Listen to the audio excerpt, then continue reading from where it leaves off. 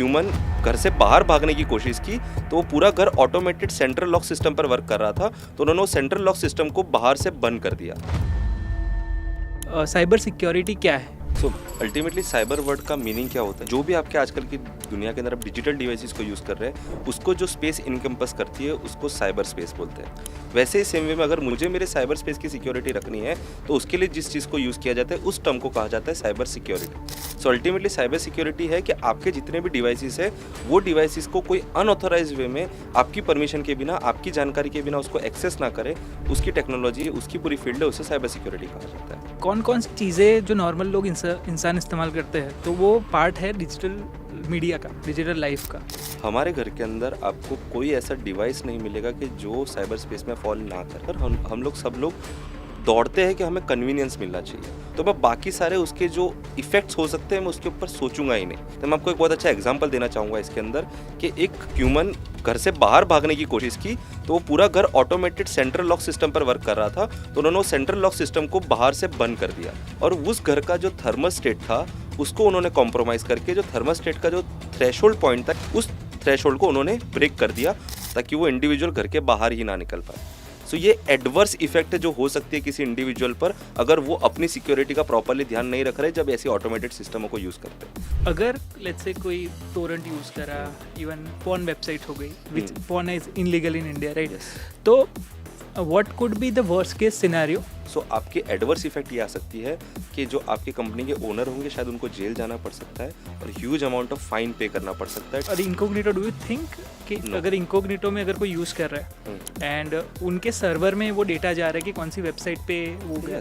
अगर आप incognito mode खोलेंगे और अगर आप कोई टैब नहीं खोलते तो इनकॉग्निटो मोड के ऊपर एक इंस्ट्रक्शंस लिख कर आते हैं बाय डिफॉल्ट कि आप ये चीज़ यूज़ कर रहे हैं, उससे सिर्फ और सिर्फ आपके कंप्यूटर में हम चीज़ स्टोर नहीं कर रहे हैं, आपका सर्विस प्रोवाइडर के पास अभी भी वही डिटेल जाएगी कि जो आपके नॉर्मल टैब में जा रही थी। तो लॉट ऑफ पीपल थिंक कि फेसबुक उनको सुन रहा है। Yes. So what are your thoughts on, क्या सच में फेसबुक उनको? काफ़ी, मैं ये चीज़ का मेरे साथ ऑफन लोग आकर मुझे बोलते हैं कि सो ये चीज़ बहुत कॉमन हो चुकी है कि लोगों को ऐसा फील होता है, बट रियलिटी में वैसा नहीं है। कि लॉट ऑफ पीपल थिंक कि iPhone is more secure, safer than Android devices. So एक तरफ आपके पास iOS है जिसे एक क्लोज्ड सोर्स ऑपरेटिंग सिस्टम कहा जाता है, तो एक iOS यूज़र को भी क्रैक किया जा सकता है। अब ऑन दी अदर हैंड अगर आप एंड्रॉयड की बात करो तो एंड्रॉयड एक ओपन सोर्स ऑपरेटिंग सिस्टम है और अगर आपका यूज़र प्रॉपरली अवेयर है तो एंड्रॉयड यूज़र को क्रैक नहीं किया जा सकता। Welcome Rehan sir, Yeah, thank you आज ये पॉडकास्ट करने के लिए। तो माय फर्स्ट क्वेश्चन इज़ कि साइबर सिक्योरिटी क्या है? लाइक नॉर्मल लोगों को अगर समझना है, क्योंकि साइबर वर्ड काफ़ी लोग नहीं समझते, तो what is cyber security? Ultimately मैं पहले ये वर्ड को दो वर्ड में डिवाइड करना चाहूँगा, जैसे कि ये वर्ड है साइबर और security. So ultimately cyber word का मीनिंग क्या होता है, ये हमें कहना क्या चाहता है कि जितनी भी आपकी डिजिटल लाइफ है, जो स्पेस है आपकी, जहाँ पर आप अपने मोबाइल फ़ोन, अपने लैपटॉप, अपना इंटरनेट, अपने नेटवर्क के डिवाइसेस, जो भी आपके आजकल की दुनिया के अंदर आप डिजिटल डिवाइसेस को यूज़ कर रहे हैं, उसको जो स्पेस इनकम्पस करती है उसको साइबर स्पेस बोलते हैं। और अब ये साइबर स्पेस है जैसा आपका घर होता है जहाँ पर आप लॉक यूज़ करते हो अपने घर को सेफ्टी देने के लिए, जहाँ पर आपके पहचान वाले लोग घर में आ पाए, आपकी पहचान बिना के लोग घर में ना आ पाए, वो लोग को आप प्रिवेंशन के लिए सिक्योरिटी रखते हो घर की। वैसे ही सेम वे में अगर मुझे मेरे साइबर स्पेस की सिक्योरिटी रखनी है तो उसके लिए जिस चीज़ को यूज़ किया जाता है उस टर्म को कहा जाता है cyber security.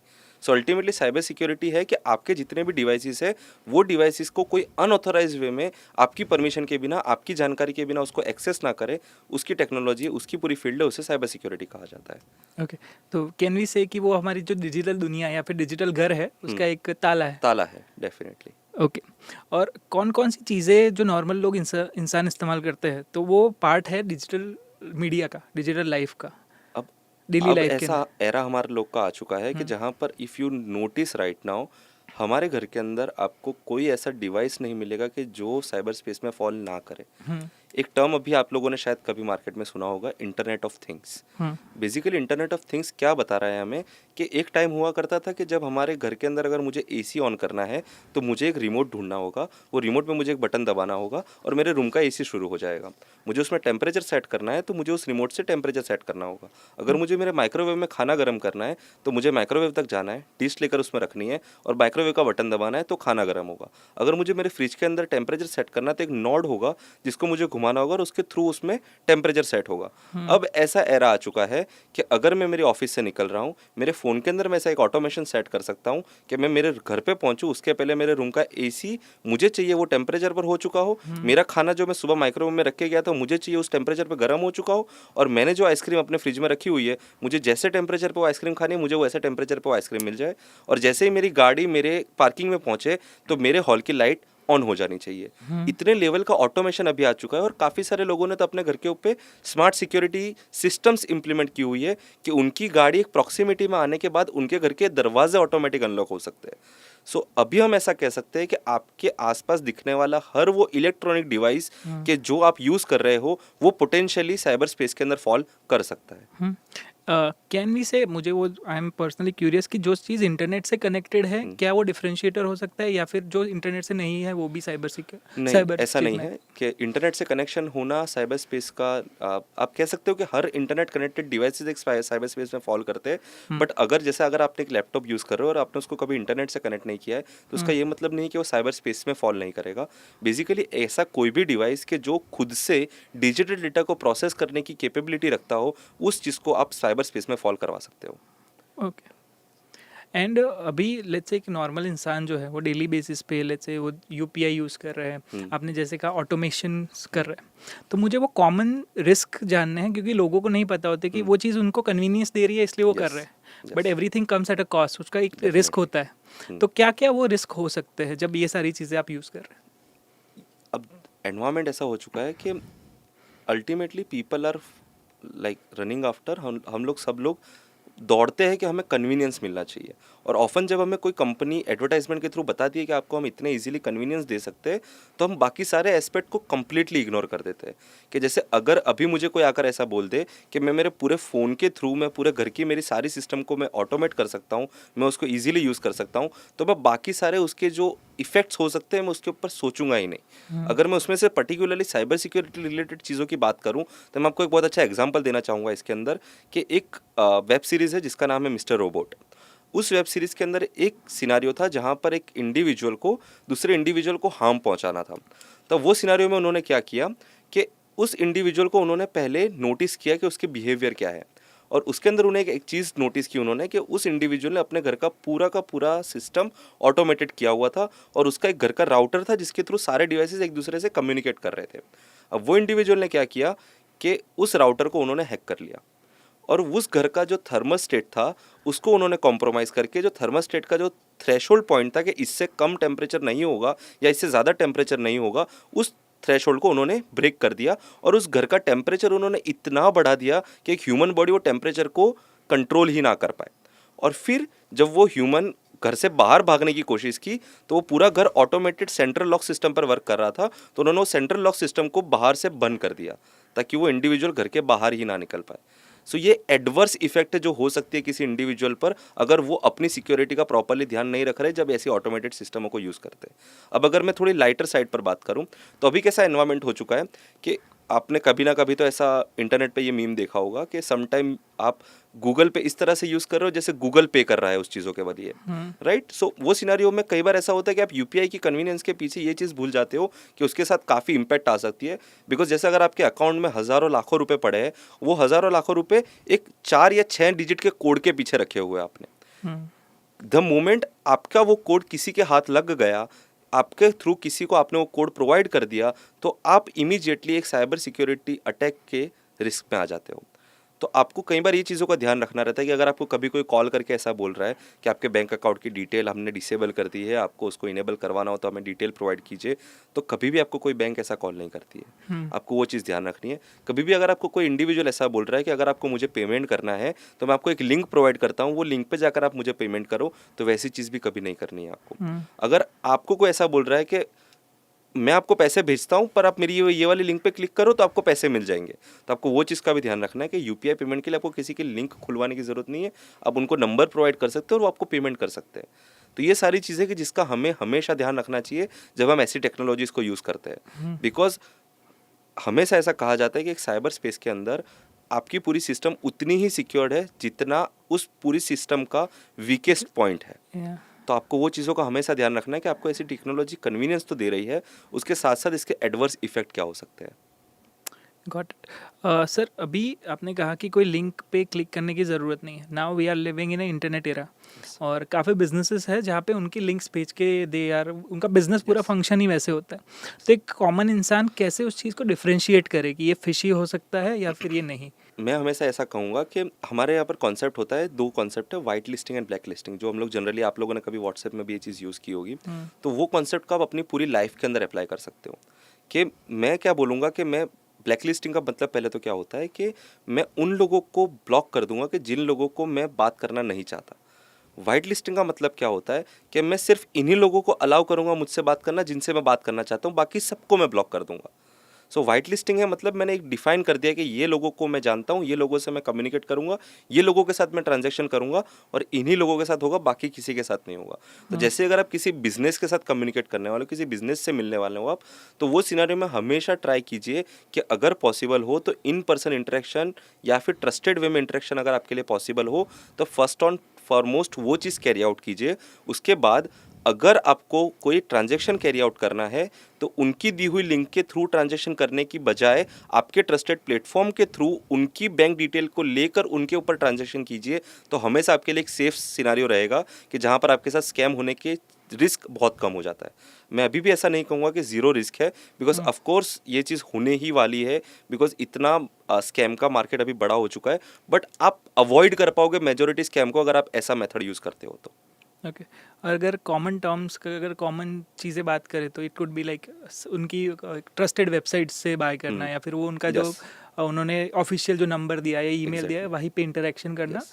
Width be a better better option. Option, yes. जैसे अगर फॉर एग्जांपल आपको मैं बताऊं कि जैसे आप कहीं से आप लाइफ इंश्योरेंस लेने वाले हैं। अब जैसे अगर आपने किसी भी वेबसाइट पर जाकर इंक्वायरी की होगी ना कि मुझे लाइफ इंश्योरेंस परचेस करना है, लेट्स से अगर आपने बैंक की वेबसाइट नहीं थी, कोई थर्ड पार्टी वेबसाइट है जहाँ पर सारे बैंक के लिस्टेड रहता है। अब वो सिनेरियो में कैसा होगा कि जैसे आप वहाँ पर रजिस्टर करोगे ना, आपको इमीडिएटली लोगों के कॉल आने शुरू हो जाएंगे कि आपको इंश्योरेंस लेना है, मैं आपको देता हूँ, आपको इंश्योरेंस लेना है, मैं आपको देता हूँ। सो वो सिनेरियो में आपको कोई भी रैंडम पर्सन का कॉल आएगा, वो आपको व्हाट्सएप पर नंबर भेजेगा, बोलेगा इस पे XYZ अमाउंट का पेमेंट कर दीजिए, मैं आपको आपके इंश्योरेंस का डिटेल्स भेज देता हूँ। सो ये सारी सिनेरियो को आपको हमेशा अवॉइड करना है।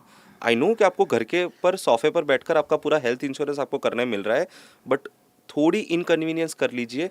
एक बार बैंक को विजिट करके वहाँ पर अगर आप ये चीज़ कैरी आउट करेंगे तो शायद पॉसिबिलिटी है कि आप ऐसे स्कैम से बच सकते हैं। बिकॉज ये भी एक बहुत कॉमन वे हो चुका है आजकल के स्कैम का कि आप कहीं पर रजिस्टर कर रहे हैं, आपको नहीं पता, आपने साइन अप कर दिया, वो वेबसाइट आपका डेटा किसके साथ शेयर करने वाली है वो आपको पहले से नहीं बताते हैं वो चीज़। और अगर उसमें कोई एक इंडिविजुअल ऐसा हुआ कि जिसने ऐसा स्कैम करने का प्लान आउट किया है तो फिर आपको उससे बचने के लिए बहुत ध्यान रखना पड़ेगा। ओके। तो सर अभी मैं आई वॉज जस्ट रिसर्चिंग और एक चीज़ पता चली थी कि इंडिया के अंदर हर मिनट में ऑलमोस्ट 1.5 लाख रुपए का स्कैम होता है। So it comes as a very huge amount. 1.5 lakh अगर मिनट का गिनो तो ऑलमोस्ट 90 लाख हुआ एक घंटे का। सो दिन का इस ऑलमोस्ट 24-25 करोड़ रुपए का स्कैम। तो काफ़ी स्कैम हो रहा है। तो इसके अलावा क्या टॉप कैटेगरीज है जो साइबर क्राइम से होती है? कौन कौन से स्कैम्स है जो लोगों को जानने चाहिए कि ये भी होता है? हाँ, रफली शायद अराउंड इतना ही नंबर होगा। आई नो सुनने में काफ़ी अलार्मिंग लगता है, बट शायद इससे बड़ा नंबर भी हो सकता है, छोटा हो उसके चांसेस कम है। रीज़न बीइंग कि काफ़ी सारे सिनेरियो में ऐसा रहता है कि लोगों के साथ स्कैम होता है और वो रिपोर्ट नहीं करते हैं। और काफ़ी सिनेरियो में ऐसा रहता है कि हमारा लॉ इन्फोर्समेंट इतना अभी बर्डनड है केसेस के अंदर कि अगर आप जैसे फॉर एग्जांपल आपके साथ 10,000 का स्कैम हुआ है और किसी इंडिविजुअल के साथ 2 लाख का स्कैम हुआ है, तो अगर वो दोनों वहाँ पर रिपोर्ट करने जाते भी है तो पुलिस के माइंड में उनके लिए प्रायोरिटी सेट होगी कि उनको किस वे में जाना है। सो वो सिनेरियो में कई बार ऐसा रहता है कि हाँ शायद ये नंबर 1.5 लाख के आसपास तो होगा ही, ज़्यादा हो सकता है, कम नहीं होगा। और इसके अलावा कि अगर हम लोग अगर दूसरे सब सिनारियोज की बात करें कि जहाँ पर एक आप विक्टिम बन सकते हो साइबर स्पेस के अंदर, तो काफ़ी सारे सिनारियो है। अगर मैं पर्टिकुलरली किसी चीज़ को टारगेट करूँ तो अभी के ज़माने में अगर हम देखें तो सोशल मीडिया एक बहुत ही एंगेजिंग चीज़ बन चुकी है।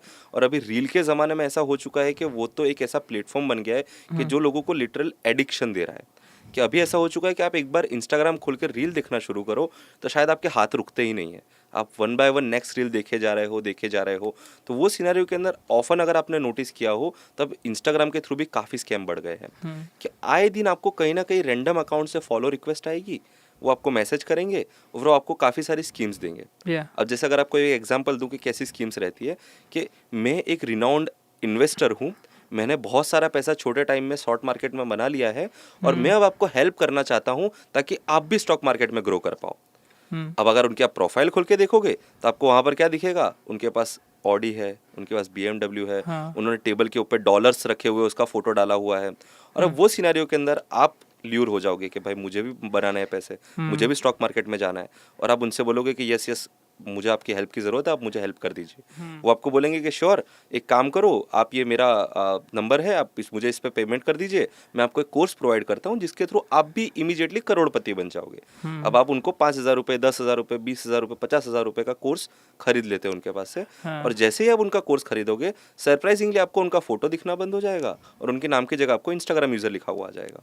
Okay. अब आप उसको ट्रेस करने जाओगे तो आपको पता चलेगा कि आपने तो जिसको फंड दिया है वो तो शायद इंडिया में बैठा भी नहीं है। और वहाँ पर सबसे बड़ा चैलेंज क्रिएट होता है लॉ इन्फोर्समेंट के लिए कि अगर वो चाहते भी है कि आपकी वो हेल्प करे तो हमारे जो साइबर लॉज है वो जियोग्राफिकली बाउंडेड है। अब वो सिनेरियो के अंदर अगर वो इंडिविजुअल किसी और कंट्री में बैठा होगा तो बहुत चैलेंजिंग सिनेरियो बन जाता है हमारे लिए उस क्राइम को सॉल्व करना। तो हमारे लिए सबसे पहली चीज़ ये है कि हमें ये चीज़ का ध्यान रखना चाहिए कि दुनिया के अंदर सामने चलकर आपके पास आकर आपकी मदद करने के लिए कोई नहीं बैठा है।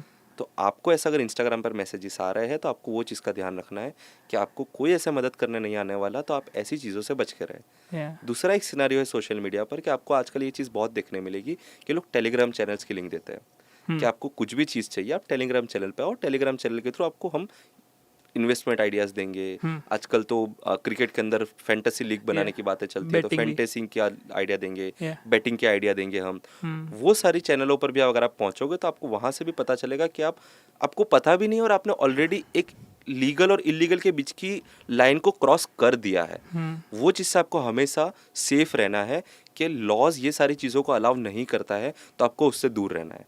सेकेंड चीज़ रहती है कि काफ़ी बार आपको इंस्टाग्राम पर अट्रैक्टिव लोगों के मैसेजेस आएंगे। वो आपको बोलेंगे कि आप मेरे साथ वीडियो कॉल करो, आप मेरे साथ चैटिंग करो और मैं आपको एंटरटेनमेंट दूंगा और एंटरटेनमेंट दूंगी, whatever you want to say. और वो सिनेरियो में फिर आपको वो उस तरह से ल्यूर करेंगे और फिर अगर आप उनके ट्रैप में फंस जाते हो तो उसके बाद वो आपके पास से ब्लैकमेल करके आपके पास पैसे मांगेंगे।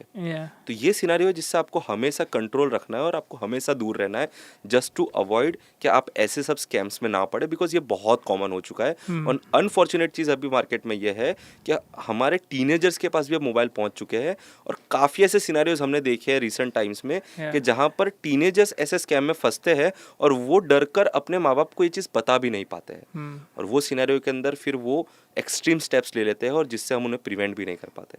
तो मेरा मैसेज यही होगा कि आप हमेशा सोशल मीडिया को केयरफुली यूज़ करें और जो लोगों को आप जानते हैं उन्हीं को आप अपने लिस्ट में रखें, आप उन्हीं को फॉलो करें, उन्हीं की फॉलोइंग रिक्वेस्ट एक्सेप्ट करें और उन्हीं से इंटरेक्शन रखें ताकि आप ऐसे स्कैम्स को अवॉइड कर पाए। तो सर अभी माय क्वेश्चन वुड बी कि हाउ टू डिफरेंशिएट, बिकॉज अगर स्टॉक मार्केट की बात करें तो देर आर जेन्युइन पीपल जो सिखाना चाहते हैं कि वो फंडामेंटल सिखाते हैं, there are people like that in every industry, there are people के who are genuine and who are scammers. अभी how to differentiate, do you think any criteria हम दे सकते हैं? फॉर एग्जाम्पल अगर मुझसे कोई पूछे तो आई वुड से कि अगर कोई जैसे आपने कहा कि अगर कोई इंडिया से बाहर से ऑपरेट कर रहा है, अगर कोई कंपनी इंडिया है तो देयर इज मोर चांसेस कि दे आर जेन्युइन। या फिर ये कह सकते हैं कि अगर कोई बंदा 10 साल से ऑपरेट कर रहा है तो he is more likely to be genuine versus 6 महीने। तो ऐसे कोई क्राइटेरिया? सबसे ईजीएस्ट क्राइटेरिया हमेशा ऐसे सिनेरियो में ही रहता है कि अगर कोई ऐसा इंडिविजुअल है कि जो ऐसी जेन्युइन सर्विस प्रोवाइड करता है तो वो रेयरली आपको सामने से कांटेक्ट करेगा। वो सिनेरियो में आपको ही उनको कांटेक्ट करना पड़ेगा कि हमें आपके पास से सीखना है। सो वो सिनेरियो सबसे बेस्ट रहता है आपके लिए समझने के लिए कि अगर कोई इंडिविजुअल आपको सामने से कांटेक्ट कर रहा है तो there is a good chance कि वो इंडिविजुअल जेन्युइन नहीं है। बिकॉज जेन्युइन अगर कोई पर्सन 10 साल से एक इंडस्ट्री में हो, रिकॉग्नाइज्ड हो, उसने अगर अपना नाम बनाया हो, तो उसे किसी और को जाकर बोलने की ज़रूरत नहीं पड़ेगी कि आप आकर मेरा कोर्स लो, या आप आकर मुझसे कुछ लो, आप मुझे पैसे दो। वो उसने 10 साल अपना करियर बनाया है। या सो ये आपके लिए एक बहुत बड़ा इंडिकेटर बन सकता है कि अगर ऐसा कोई इंडिविजुअल है कि जो आपको मैसेज करके बोल रहा है तो आप उनसे दूर रहो, उतना अच्छा है। आप खुद से सर्च करो, खुद से थोड़ी अपनी रिसर्च करो, थोड़ा टाइम उसके पीछे स्पेंड करो। अगर आपको लग रहा है कि आपके सिटी में वो इंडिविजुअल है, उनकी ऑफिस है कोई, अगर आप चाहते हो तो विजिट करके चेक करो, वो आपके लिए बेस्ट केस सिनेरियो होगा। ये नंबर वन आपको मैं एडवाइस दूंगा। सेकंड चीज़ रहती है कि अगर आप ऑफन ऐसे दो अकाउंट देखोगे, जो एक जेन्युइन अकाउंट हो और एक ऐसा स्कैमर अकाउंट हो, तो आपको हमेशा स्कैमर अकाउंट में ऐसा देखने मिलेगा कि वो फ्लॉन्ट कर रहा होगा कि उनके पास कितना पैसा है। वो आपको गाड़ियाँ बताएंगे, आपको घर बताएंगे, आपको पैसे उड़ाते हुए बताएंगे वो। और अगर उसकी जगह पर जेन्युइन अकाउंट होगा ना, जो इतने सालों से सोशल मीडिया पर भी होगा, तो there is a good chance कि उनके अकाउंट में आपको इन्फॉर्मेटिव वीडियोस बहुत देखने मिलेगी। अगर वो इन्वेस्टमेंट की बातें कर रहे होंगे तो उनके अकाउंट में आपको इन्वेस्टमेंट की वीडियोस देखने मिलेगी, कुछ नॉलेज शेयर कर रहे होंगे, वो कुछ अपनी उन्होंने पोस्ट डाली होगी कि मैं ये चीज़ कर रहा हूँ, रेदर देन फ्लॉन्टिंग। वो आपको वहाँ पर ऐसा देखने मिलेगी कि वो इन्फॉर्मेशन शेयर कर रहे हैं। सो वो आपके लिए एक डिस्टिंग्विशिंग फैक्टर भी बन सकता है कि आपको कैसे समझना है कि एक जेन्युइन है और एक स्कैमर है। सो दैट मीन्स कि अगर कोई इंसान जो है अगर जेन्युइन है, हम्म, ठीक है, बिकॉज मैं क्यों कह रहा हूँ सर, क्योंकि I come up from a industry, अभी I am working in digital marketing, ठीक है।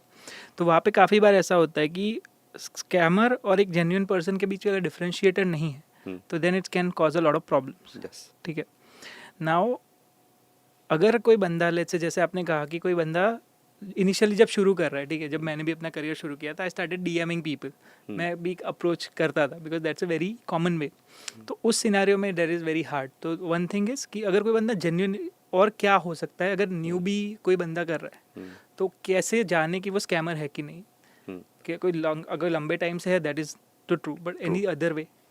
नहीं तो उसके अलावा जनरली इस सिनारियो में ऐसा रहता है कि अगर आप उनसे इंटरेक्शन करोगे ना, तो आपको काफ़ी हद तक चीज़ें समझ में आएगी यस, कि एक हमेशा एक स्कैमर का काम कैसा रहता है कि उनके पास टाइम नहीं होता कि आपके साथ वो टाइम स्पेंड करें। या वो अर्जेंसी दिखाएंगे आपको हर चीज़ों में, कि जब भी आप उनके साथ इंटरेक्शन कर रहे होंगे ना, तो आपको ऐसा फील करवाएंगे वो कि अगर आपने अगले 2 मिनट में डिसीजन नहीं लिया तो आप अपनी लाइफ की सबसे बड़ी अपॉर्चुनिटी को मिस करने वाले। ऑन दी अदर हैंड, अगर ऐसा कोई न्यू कमर है मार्केट में, तो वो आपके पीछे वर्क हार्ड करने की कोशिश करेगा आपको कन्विंस करने के लिए, रेदर देन आपके पास से इमीडिएटली कोई चीज़ का पेमेंट करवाने की। वो शायद आपको पहले बोलेगा कि ठीक है, आपको ट्रस्ट नहीं है तो मैं आपको थोड़ा काम करके बताता हूँ, वो सिनेरियो होगा। तो वो सिनेरियो रहेगा कि आप हमेशा एक चीज़ देखना कि कोई स्कैमर होंगे तो उनके पास सेंस ऑफ अर्जेंसी हमेशा होगी। या अगर आपको इंस्टाग्राम पे मैसेज कर रहे हैं या आपको कॉल कर रहे हैं, कॉल भी करेंगे तो उसमें आप एक चीज़ नोटिस करना कि हमेशा वो लोग क्या करेंगे कि आपका बंद हो चुका है, जल्दी से खुलवाओ, या या तो जल्दी से नंबर दो, अभी हम आपके साथ ये करने वाले, वो करने वाले। और हमेशा वो कॉल को 5 मिनट के अंदर अंदर ख़त्म करने की कोशिश करेंगे या ताकि आपको सोचने का वक्त ना मिले। क्योंकि उन्हें पता है कि अगर कोई नॉन टेक्निकल पर्सन है जिसको नॉलेज भी नहीं है, अगर उसने भी 10-15 मिनट किसी चीज़ पे सोच लिया तो शायद उनके हाथ में से वो विक्टिम चला जाएगा। या तो वो चीज़ को अवॉइड करने के लिए वो लोग हमेशा सेंस ऑफ अर्जेंसी दिखाते हैं। तो आपको वो चीज़ में ध्यान रखना है कि आपको बड़ा पेशेंटली काम लेना है, और तभी ट्रस्ट करना है जब आप फुल्ली कन्विंस हो जाए कि वो पर्सन आपके बेस्ट इंटरेस्ट में काम करना चाहता है, Yeah. रेदर देन उनके बेस्ट इंटरेस्ट में। गॉट और एट द सेम टाइम ये होने के बाद भी रिस्क हमेशा रहेगा। कुछ भी आप कर लीजिए, रिस्क हमेशा ज़ीरो नहीं हो सकता है। इसलिए मैं हमेशा ये चीज़ की एडवाइस देता हूँ सबसे कि ओनली ऑनलाइन अप्रोच हमेशा वर्क नहीं करता है। आपको वो चीज़ें सोचनी पड़ेगी कि अगर आपको एक अमाउंट इन्वेस्टमेंट के लिए रखनी है, अगर आपको एक अमाउंट को यूज़ करके कुछ खरीदना है, कुछ लेना है, तो आपका रिसर्च फिर उस तरह से होना चाहिए। इंस्टाग्राम के मैसेज के थ्रू इन्वेस्टमेंट्स नहीं होते हैं। Yeah. वो एक सेंस है कि जो आपको डेवलप करनी पड़ेगी एज एन इंडिविजुअल यूज़र कि जो सोशल मीडिया पर है। तो अगर कोई न्यू कमर भी है, सो वो आप उन इंडिविजुअल से बात करेंगे तो शायद वो कन्विंस हो जाएंगे कि आपके साथ वो कॉल पे भी बात करने को राजी होंगे, शायद वीडियो कॉल पे भी आपको एक्सप्लेन करने को राजी होंगे। Yeah. सो अगर ऐसा सिनेरियो कैरी आउट हो रहा है, जो स्कैमर कभी नहीं करेगा। स्कैमर कभी आपके साथ वीडियो कॉल पे आना नहीं चाहेगा, कभी Yes. अपना फेस रिवील करना नहीं चाहेगा। सो वो सिनेरियो को आपको हमेशा ध्यान रख के चलना है। ओके, एक हो गया कि वो बंदा आपके साथ टाइम स्पेंड कर रहा है, अपनी हाँ। रियल आइडेंटिटी रिवील कर कर रहा है, ठीक यस। है। Do you think having a social capital helps? अगर मैं अभी करता हूँ कि अगर कोई नया बंदा मुझे कर रहा है कांटेक्ट, या फिर मैं किसी को कर रहा हूँ, I try to make sure कि तुम इस बंदे को जानते हो, यू कैन आस्क हिम कि वो Yes. रेफरल मेंशन करता है, Yes. That is also a sign of genuine person. Yes, but कहीं काफ़ी सिनेरियो में वैसा रहता है कि आपको ये रेफरल चीज़ें हैं ना स्कैम्स में भी देखने मिलती है. सो काफ़ी ऐसे इंसिडेंट्स देखे हैं मैंने पास्ट में कि जहाँ पर अप टू 50 फेक अकाउंट्स के थ्रू ये स्कैमर्स अपने आप को जेन्युइन बताने की कोशिश करते हैं कि जहाँ पर आपको बोलेंगे कि ये एन नंबर ऑफ यूज़र्स है कि जिनके साथ आप बात कर सकते हो कि जिन्होंने मेरे साथ पास्ट में काम किया है और उनको मैंने जेन्युइन रिजल्ट दिया है. अगर आप उनकी प्रोफाइल देखोगे तो आपको उसकी हाईलाइट के अंदर भी आपको काफ़ी सारे ऐसे अकाउंट दिखेंगे जहाँ पर लोग उनको प्रेज कर रहे होंगे कि आपने हमें इतना कमा के दिया, आपने हमें उतना कमा के दिया, आपने हमें जेन्युइन सर्विस दी. Yeah. सो वो कंप्लीटली रिलायबल चीज़ नहीं होती है. Yeah. हाँ, ऑफकोर्स जैसे अगर आपके कोई रिलेटिव है, आपके कोई फ्रेंड सर्कल में है, वो अगर वाउच कर रहे हैं तो शायद वो आपके लिए एक गुड साइन बन सकता है. बट अगर आपको ऐसा कोई रैंडम अकाउंट के थ्रू बता रहे हैं कि ये XYZ पर्सन ने मेरे साथ काम किया था, उन्हें जेन्युइन रिजल्ट मिला है, तो उस पर ब्लाइंडली ट्रस्ट करना नहीं चाहिए. Got it. ओके सर, मैंने एक चीज़ अभी सुनी थी कि अगले 5 साल में ऑलमोस्ट 80% ऑफ द क्राइम वो साइबर क्राइम हो जाएंगे. So what's your take on it? And extreme scenarios से लेकर कॉमन डेली लाइफ में what could be the cyber crime जो काफ़ी लोगों को शायद पता भी नहीं है कि उनके साथ हो रहा है. ओके, सो मैं ऐसा कहूँगा कि अगले 5 साल में नहीं, शायद हम लोग ऑलरेडी वो एरा में आ चुके हैं कि मेजॉरिटी क्राइम साइबर क्राइम बनने वाले हैं. इतना टाइम नहीं लगेगा इस वर्ल्ड को साइबर क्राइम की तरफ मूव करने के अंदर. और अगर हम लोग डेली लाइफ की बात करें तो हम लोग ऑफन विक्टिम तो है ही, हम लोग कल्प्रिट भी काफ़ी टाइम बन जाता है. जैसे दुनिया के अंदर काफ़ी सारे लोगों को ये हैबिट रहती है कि अगर उनको कोई एप्लीकेशन यूज़ करनी है, अगर वो एप्लीकेशन के अंदर प्रीमियम सब्सक्रिप्शन है या वो एप्लीकेशन पेड टू यूज़ है, तो वो सिनेरियो में वो हमेशा ढूंढने निकलते हैं, गूगल पर जाकर सर्च करेंगे XYZ application mode, XYZ application crack.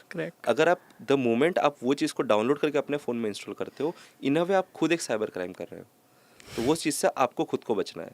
अगर आपको कोई मूवी देखनी है, अगर आपको कोई वेब सीरीज़ देखनी है, सो हर कोई इंडिविजुअल ये चीज़ का कोशिश करता है कि अगर वो डायरेक्टली उनको एक्सेस नहीं मिल रहा है, अगर वो थिएटर में जाके नहीं देख पा रहे, अगर वो अमेजोन प्राइम नेटफ्लिक्स पे नहीं देख पा रहे, तो वो ट्राई करेंगे टेलीग्राम पे, गूगल पे, टॉरेंट वेबसाइट पे जाकर वो मूवीज़ को डाउनलोड करने का. और ये मैं ऐसा कहूँगा कि ये एक फार्मिंग ग्राउंड बन चुका है जहाँ के थ्रू सबसे ज़्यादा क्राइम होते हैं और सबसे ज़्यादा विक्टिम्स बनते हैं.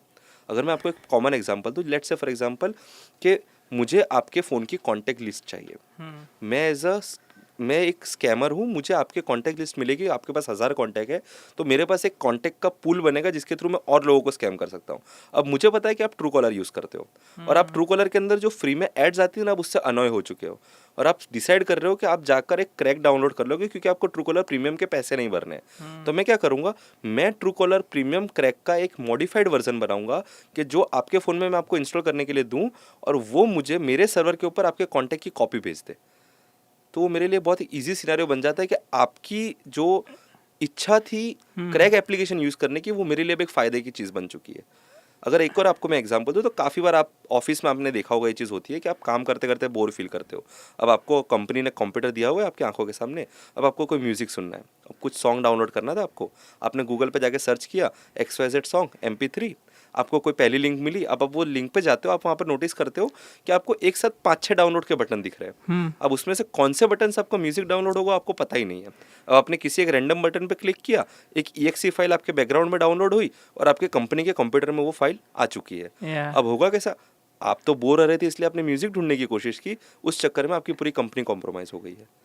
सो ये कॉमन काफ़ी सारी चीज़ें होती है जिसके थ्रू ये सारे स्कैम होते हैं और सारे ऐसे साइबर क्राइम के आप विक्टिम बनते हैं जस्ट बिकॉज आप तो अपने फ़ायदे का कुछ करना चाहते थे, आप तो अपनी अच्छी चीज़ के लिए कुछ करना चाहते थे, but that results in very devastating situations. Interesting. जो मूवीज़ का कहा तो दैट इज़ वेरी कॉमन, जो आजकल दिखता ही मूवीज़ क्रैक वर्जन्स, वो तो काफ़ी कॉमन देखा आसपास. आई कैन सी कि वो काफ़ी कॉमन है. तो आई वांट टू नो कि जितना मुझे पता है कि व्हेनेवर लेट्स से किसी मैं अगर इंटरनेट पे कोई भी मेरा सर्विस प्रोवाइडर है, जियो, एयरटेल या फिर वाईफाई में यूज़ कर रहा हूँ, तो वो डेटा जो वेब, आई थिंक इनकॉग्निटो का पता नहीं that you can suggest, but normal अगर ब्राउज़र में यूज़ कर रहा हूँ वो डेटा जा रहा है. सो अगर मैंने लेट्स से टोरेंट वेबसाइट खोली है तो in a way I am susceptible, I am a criminal, right? And that can be used against me if a government wants. Yes. True or not? Yes, it can be. Okay. So basically, if you are incognito, do you think कि अगर incognito में अगर कोई use कर रहा है and उनके server में वो डेटा जा रहा है कि कौन सी वेबसाइट पे वो गया? Yes. अगर आप incognito मोड खोलेंगे और अगर आप जैसे अगर इकोग्निटो मोड खोलकर आप इमीडिएटली कोई टैब नहीं खोलते, तो इकोग्निटो मोड के ऊपर एक इंस्ट्रक्शंस लिख कर आते हैं बाय डिफॉल्ट। अगर आप वो इंस्ट्रक्शंस को पढ़ेंगे तो उसमें सबसे लास्ट पॉइंट ऐसा लिखा हुआ है कि आप ये चीज़ यूज़ कर रहे हैं, उससे सिर्फ और सिर्फ आपके कंप्यूटर में हम चीज़ स्टोर नहीं कर रहे हैं, आपका सर्विस प्रोवाइडर के पास अभी भी वही डिटेल जाएगी कि जो आपके नॉर्मल टैब में जा रही थी।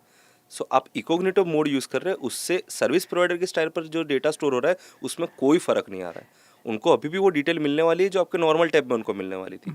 फ़र्क सिर्फ इकोग्निटो मोड और नॉर्मल मोड के बीच में ये है कि आपके खुद के कंप्यूटर के अंदर जो हिस्ट्री स्टोर होती है, जो कैश स्टोर होता है, जो कुकी स्टोर होती है, वो नहीं होगी। बट इंटरनेट सर्विस प्रोवाइडर को अभी भी पता चल रहा है कि आप कुछ एक वेबसाइट ओपन कर रहे हो। गॉट। एंड अगर लेट्स से कोई टोरेंट यूज़ करा, इवन पॉर्न वेबसाइट हो गई, which porn is illegal in India, right? Yes. तो what could be the worst case scenario both personally and professionally in the sense कि मेरी company में कोई है, कोई बंदे ने किसी क्रैक वर्जन डाउनलोड किया, he got on torrent, ना उस बंदे को नहीं पता, जैसे आपने कहा उसने तो सिर्फ MP3 डाउनलोड करा, तो what could be the worst case scenario किसी कंपनी में हो सकता है अगर कोई इंसान, अगर उनका कोई employee is using some crack version? So जैसे अगर हम लोग क्रैक सॉफ्टवेयर की पर्टिकुलरली बात करें, सो मेजोरिटी ऑफ द कंपनीज जो ये चीज़ें प्रोवाइड करती है प्रोफेशनली, जैसे फॉर एग्जांपल जो सबसे ज़्यादा कॉमन क्रैक सॉफ्टवेयर जिसके यूज़ किए जाते हैं, अगर मैं उनकी एग्जांपल दूं तो माइक्रोसॉफ्ट की ऑपरेटिंग सिस्टम्स जो विंडोज़ ऑपरेटिंग सिस्टम है, और माइक्रोसॉफ्ट ऑफिस, और up to some extent Adobe के जितने भी सूट के सॉफ्टवेयर है, जैसे फोटोशॉप है, प्रीमियर है, लाइट रूम है, इसके सारे क्रैक वर्जन सबसे ज़्यादा कॉमनली यूज़ किए जाते हैं मार्केट में। सो उस सिनारियो में कैसा रहता है कि अगर आप एज एन ऑर्गेनाइजेशन आप माइक्रोसॉफ्ट का या एडोबे का अगर क्रैक वर्जन यूज़ कर रहे हैं, और अगर माइक्रोसॉफ्ट एंड एडोबे को ये चीज़ का पता चलता है, सो उनकी ऑफिस से आपके ऑफिस पे रेड मारी जाएगी, आपके ऑफिस के कंप्यूटर्स को सीज किया जाएगा, और आपके अगेंस्ट में क्रिमिनल इन्वेस्टिगेशन स्टार्ट की जाएगी, और वो लॉ इन्फोर्समेंट को इन्फॉर्म करेंगे। सो आपके एडवर्स इफेक्ट ये आ सकती है कि जो आपके कंपनी के ओनर होंगे शायद उनको जेल जाना पड़ सकता है, और ह्यूज अमाउंट ऑफ फाइन पे करना पड़ सकता है टू माइक्रोसॉफ्ट और Adobe, whatever software you are using. So ये एडवर्स इफेक्ट हो सकती है अगर आप क्रैक सॉफ्टवेयर अपनी ऑर्गेनाइजेशन के अंदर यूज़ कर रहे हैं।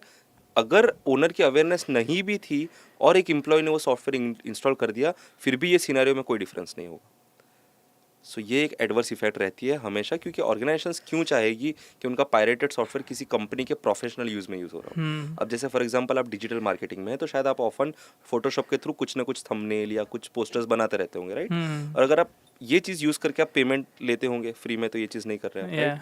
सो अब आपने क्रैक सॉफ्टवेयर यूज़ किया एक ऑर्गेनाइजेशन का, जिन्होंने उस पर हार्डवर्क करके उसको बनाया था, और आप वो सॉफ्टवेयर यूज़ करके अपना सैलरी क्रिएट कर रहे हो, अपना इनकम क्रिएट कर रहे हो, जिसका आप रेवेन्यू उनके साथ कुछ भी शेयर नहीं कर रहे हो। सो एज एन ऑर्गेनाइजेशन वो चीज़ ये कभी नहीं चाहेंगे। सो ये चीज़ के ऊपर हमेशा उन लोग का नज़र रहता है, और माइक्रोसॉफ्ट ऑफन ये चीज़ का रेड करते रहते हैं, और वो ये चीज़ पकड़ते रहते हैं। हमने खुद ने पास्ट में काफ़ी सारी बार माइक्रोसॉफ्ट को ये चीज़ में हेल्प की है। सो ये चीज़ होती है। सर यू सेड कि ह्यूज अमाउंट या फिर जेल हो सकती है, तो in your experience what is the biggest number, या फिर आपके एक्सपीरियंस में क्या कुछ हुआ हो स्पेसिफिकली किसी के? You don't want to say the name, but I want to know amount, या फिर जनरली वो काफ़ी हद तक है ना, इन्वेस्टिगेशन और जो कोर्ट प्रोसीडिंग्स रहती है उसके थ्रू वो डिसाइड रहता है amount, but anywhere it can be from 5 to 10 lakh rupees at least, depending on the kind of organisations that you are. अगर लार्ज ऑर्गेनाइजेशन है तो शायद वो सेटलमेंट के अंदर ज़्यादा अमाउंट भी हो सकती है, but up to 5 to 10 lakh तो अराउंड रहेगा कि जो आपको एज अ फाइन पे करना पड़ सकता है। That's for a smaller organization, Yes, which yes, can that's be what I'm saying कि it depends कि आपके ऑर्गेनाइजेशन की साइज क्या है, बिकॉज वो जनरली ऐसा नहीं होगा कि आपके पास आकर बैठेंगे, आपके साथ टेबल पर बात करेंगे और बोलेंगे आपको इतना पैसा देना है। वो कोर्ट प्रोसीडिंग के थ्रू चीज़ डिसाइड होती है, और हमारे पायरेसी के रिलेटेड लॉज IT एक्ट में फॉल करते हैं, तो इधर आपको उसके थ्रू जाना पड़ेगा, और उसमें आपको up to 5 to 10 lakh rupees का फाइन होगा, या तो फिर आपको आउट ऑफ कोर्ट सेटलमेंट होगा, उसमें आपको जो पेमेंट लास्ट में लॉयर्स के बीच में डिसाइड होगा वो आपको पे करना पड़ सकता है। बट अल्टीमेटली दैट वो चीज़ में आपका पेमेंट आपके लिए इम्पैक्टफुल चीज़ नहीं है, बट अगर एक आर्टिकल न्यूज़ में छप रहा है न्यूज़पेपर में कि XYZ ऑर्गेनाइजेशन के ऊपर इस चीज़ का केस हुआ कि वो पायरेटेड सॉफ्टवेयर यूज़ कर रहे थे, तो जो वो एडवर्स इफेक्ट रेप्यूटेशन के अंदर जो आती है वो आपके लिए बहुत इंपैक्टफुल होगा, रेदर देन जो आपको पेमेंट माइक्रोसॉफ्ट को करना पड़ रहा है वो। इसलिए हमेशा अगर आप देखेंगे तो जो अच्छे ऑर्गेनाइजेशन है वो कभी भी पायरेटेड सॉफ्टवेयर को कहीं एनकरेज नहीं करेंगे, और हमेशा कोशिश करेंगे कि उनको जो चीज़ों की ज़रूरत है उनका वो हमेशा लाइसेंस सॉफ्टवेयर ही यूज़ करें, बिकॉज आप पैसे वापस कमा सकते हो, रेप्यूटेशन कमाना बहुत मुश्किल काम हो जाता है। लेट्स टॉक अबाउट डेटा, कि लोग अभी अगर मैं बात करूँ अपनी या फिर मेरे आसपास के लोगों की बात करूँ तो we are not very aware. अगर कोई नया ऐप डाउनलोड कर रहे हैं तो जब परमिशंस दे रहे हैं तो कुछ अवेयरनेस नहीं है, या just clicking yes yes yes yes yes, कोई करेक्ट। कोई नहीं पढ़ता है, terms and condition nobody reads. तो व्हाट आर द, वहाँ पे वो ना देख के, बिकॉज मैं रिसेंटली जब मैंने ये रिसर्च चालू किया then I got to my own tabs और पता चला कि एक लाइक फ़ोटो का ऐप है, वो भी मेरा कॉन्टैक्ट डिटेल्स की परमिशन ले रहा है। I mean there is no purpose behind it. So what is the negative consequence? और if you are aware of any common apps जो शायद बैन हो गई हो या फिर पहले, जिसका हम बात कर सकें। Yes definitely. तो अब इसमें रहता कैसा है कि अगर आप उनकी टर्म्स एंड कंडीशन की लिस्ट देखोगे ना, तो कई बार तो वो 80 पेज, 100 पेज, 150 पेज की टर्म्स एंड कंडीशन होती है।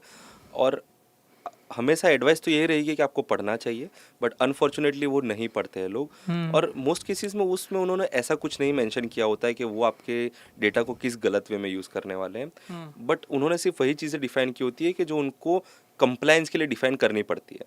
बिकॉज जो टर्म्स एंड कंडीशन वहाँ पर लिखे हुए हैं ना, भले ही वो आपने नहीं पढ़े, बट जिस गवर्नमेंट के अंडर में आपकी कंट्री फॉल करती है, वो गवर्नमेंट की जो पर्टिकुलर सेक्टर होगा कि जो इस चीज़ के लिए रिस्पॉन्सिबल है, उनको तो वो चीज़ पढ़नी पड़ी थी और उन्होंने अप्रूव किया है, तो ही वो सॉफ्टवेयर और तो ही वो एप्लीकेशन आपकी कंट्री में एग्जिस्ट कर पा रही है। अगर आपको याद हो तो लास्ट 4 ईयर में, और टू बी स्पेसिफिक 2020 एंड 2021 में, काफ़ी सारी ऐसी एप्लीकेशंस थी जो इंडियन गवर्नमेंट ने बैन की थी इंडिया के अंदर। Yes. जो हमारा पूरा वो चाइनीज़ गवर्नमेंट को बाहर निकालने का जो पूरा था, उस टाइम पर पबजी भी उसी रीजन से बैन Yeah. हुआ था। TikTok was part of it. यस, TikTok Yeah. Was part of it, cam scanner, then PUBG, all this applications, and there were an number of all applications जो इसका part थी। सो वो सिनेरियो के अंदर कैसा रहता है कि हम लोग ये चीज़ अवॉइड करना चाहते हैं कि हमारे यूज़र का डेटा किसी और कंट्री की गवर्नमेंट को एक्सेसिबल ना हो जाए। बिकॉज जैसे कैसा रहेगा कि अब मेरी एक कंपनी है कि जो इंडिया में फॉल करती है, अगर मुझे इंडिया में अपना ऑपरेशंस कैरी आउट करना है और अगर इंडियन गवर्नमेंट मुझे कोई चीज़ से कंप्लाई करने का बोल रही है, तो मैं वो चीज़ से कंप्लाई करना चाहूँगा ताकि मेरा बिजनेस यहाँ पर कंटिन्यू रहे। अब ये सेम चीज़ एप्लीकेबल होती है कोई और कंट्री के अंदर, कोई और एप्लीकेशंस के लिए भी, कोई और कंपनी के लिए भी। तो अगर अब कोई कंपनी जो चाइना से ऑपरेट कर रही है, जो इंडिया के यूज़र को कैटर करती हो और उनका डेटा वहाँ पर यूज़ करती हो, और अगर चाइनीज़ गवर्नमेंट उन्हें रिक्वेस्ट करे कि आपका सारे यूज़र का डेटा हमें दो, तो शायद उन्हें कंप्लाई करना पड़ सकता है। सो वो सिनेरियो के अंदर हम लोग ने एज एन इंडियन गवर्नमेंट इस चीज़ को प्रिकॉशनरी मेजर में बंद किया था ताकि हमारे यूज़र का डेटा उनके तक ना पहुँचे।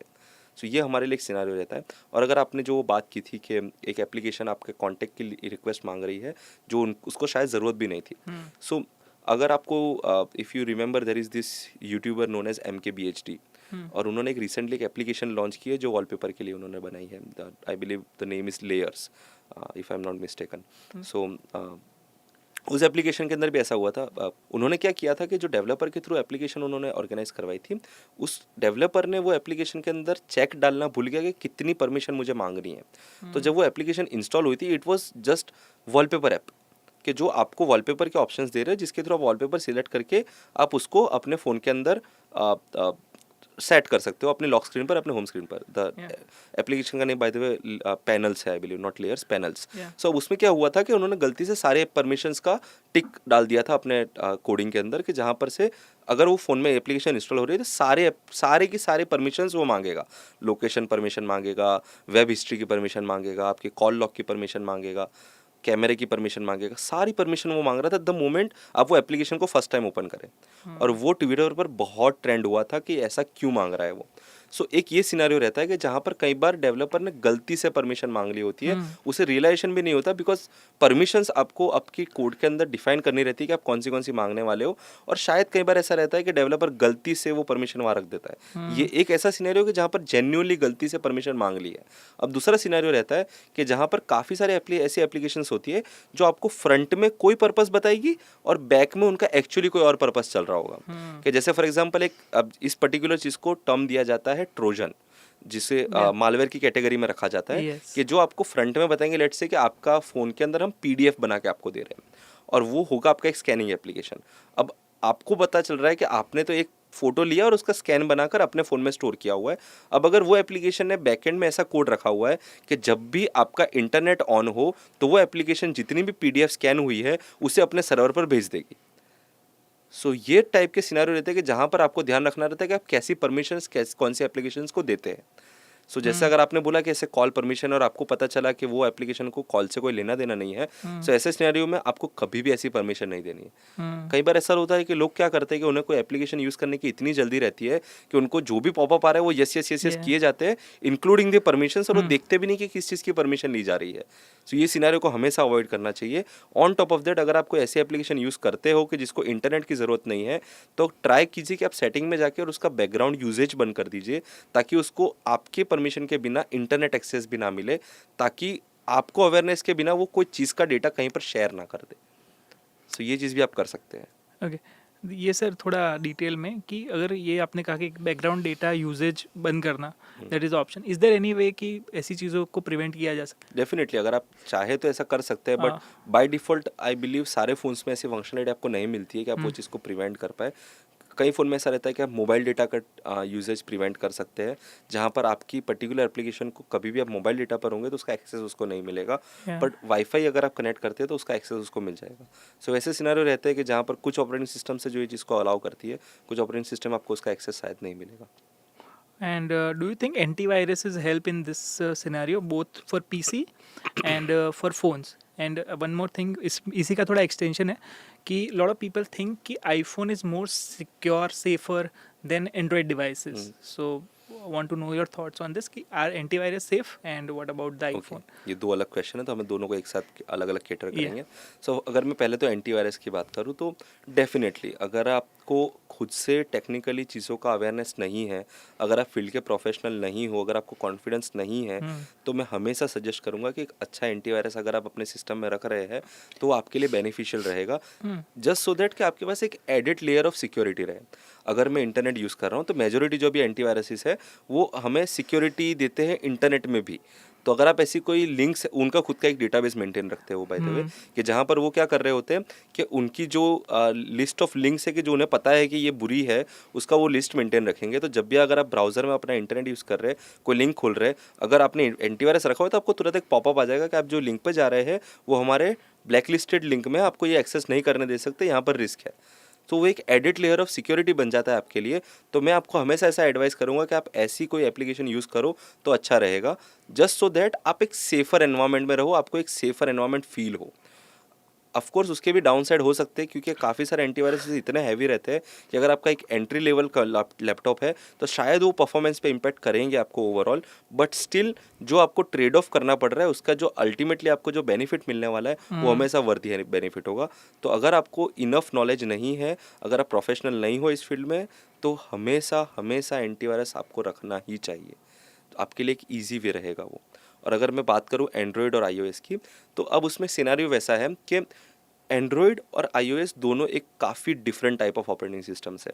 एक तरफ आपके पास iOS है जिसे एक क्लोज्ड सोर्स ऑपरेटिंग सिस्टम कहा जाता है, कि जहाँ पर उस ऑपरेटिंग सिस्टम को कैसे बनाया गया है, एप्पल ने उस पर किस तरह से काम किया है, उसका जो सोर्स कोड है, एक्चुअल उसका जो कोड है, उसको उन्होंने मार्केट में अवेलेबल नहीं किया है। तो उसका मतलब ये हो गया कि जो भी रिसर्चर्स है, जो भी इंडिविजुअल्स है जिसको उस ऑपरेटिंग सिस्टम में इन डेप्थ काम करना है, उसको स्टडी करने के लिए वही चीज़ मिल रही है जो एक कंज्यूमर को अपने हाथ में मिल रही है। उसको कोई अलग ऑपरेटिंग सिस्टम लेवल की चीज़ नहीं मिल रही है जिसके साथ वो काम कर सकते हैं।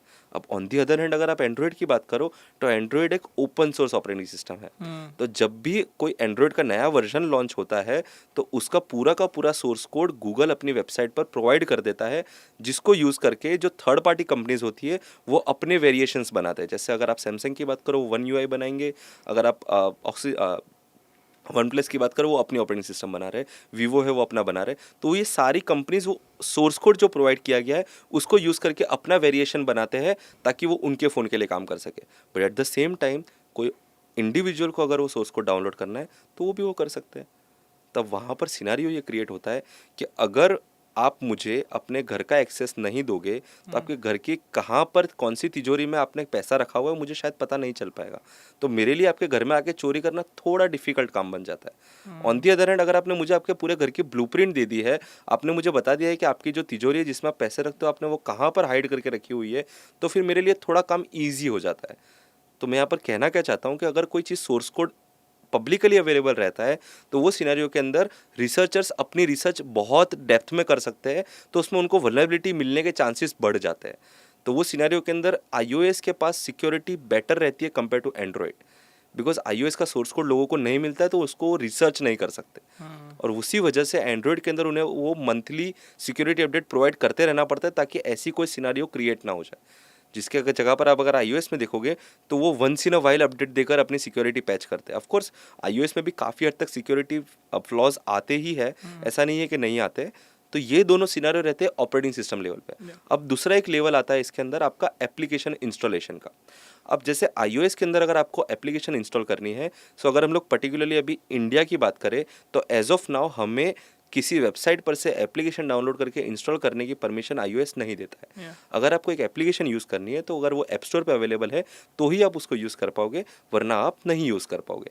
तो ये एक और लेयर ऑफ सिक्योरिटी ऐड हो रही है एप्पल की तरफ से कि जहाँ पर वो मेक श्योर कर रहे हैं कि उनके ऐप स्टोर के ऊपर वही एप्लीकेशन हो जिनको उन्होंने अप्रूव किया है, ताकि कोई स्कैमर अपनी एप्लीकेशन आपके फ़ोन में इंस्टॉल ना करवा पाए।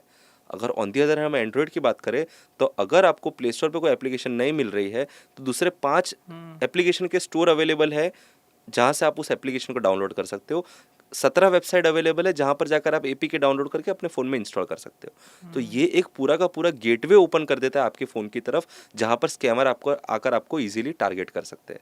सो इसी रीज़न से जनरली ऐसा माइंडसेट है मार्केट के अंदर कि Android is less secure compare to iOS, but ultimately it all boils down to the user. Ultimately अगर आपका यूज़र इनफ अवेयर नहीं है तो एक iOS यूज़र को भी क्रैक किया जा सकता है, और अगर आपका यूज़र प्रॉपरली अवेयर है तो एंड्रॉयड यूज़र को क्रैक नहीं किया जा सकता। It all boils down to the user more than the operating system, but of course differences है दोनों के बीच में।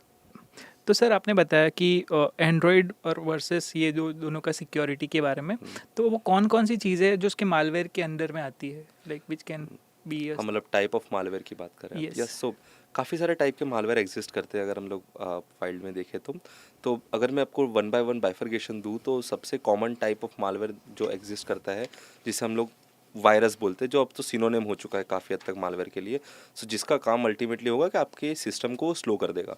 अब मैं जो टाइप्स बोल रहा हूँ वो आपके मोबाइल फ़ोन पर भी एप्लीकेबल हो सकते हैं और आपके कंप्यूटर पर भी एप्लीकेबल हो सकते हैं। एक और टाइप है कि जिसको हम लोग बोलते हैं ट्रोजन हॉर्स, कि जिसका काम ऐसा रहता है कि आपको फ्रंट में वो बताएगा कि वो कुछ और एप्लीकेशन है और रियलिटी में वो कुछ और एप्लीकेशन का काम कर रहा होगा।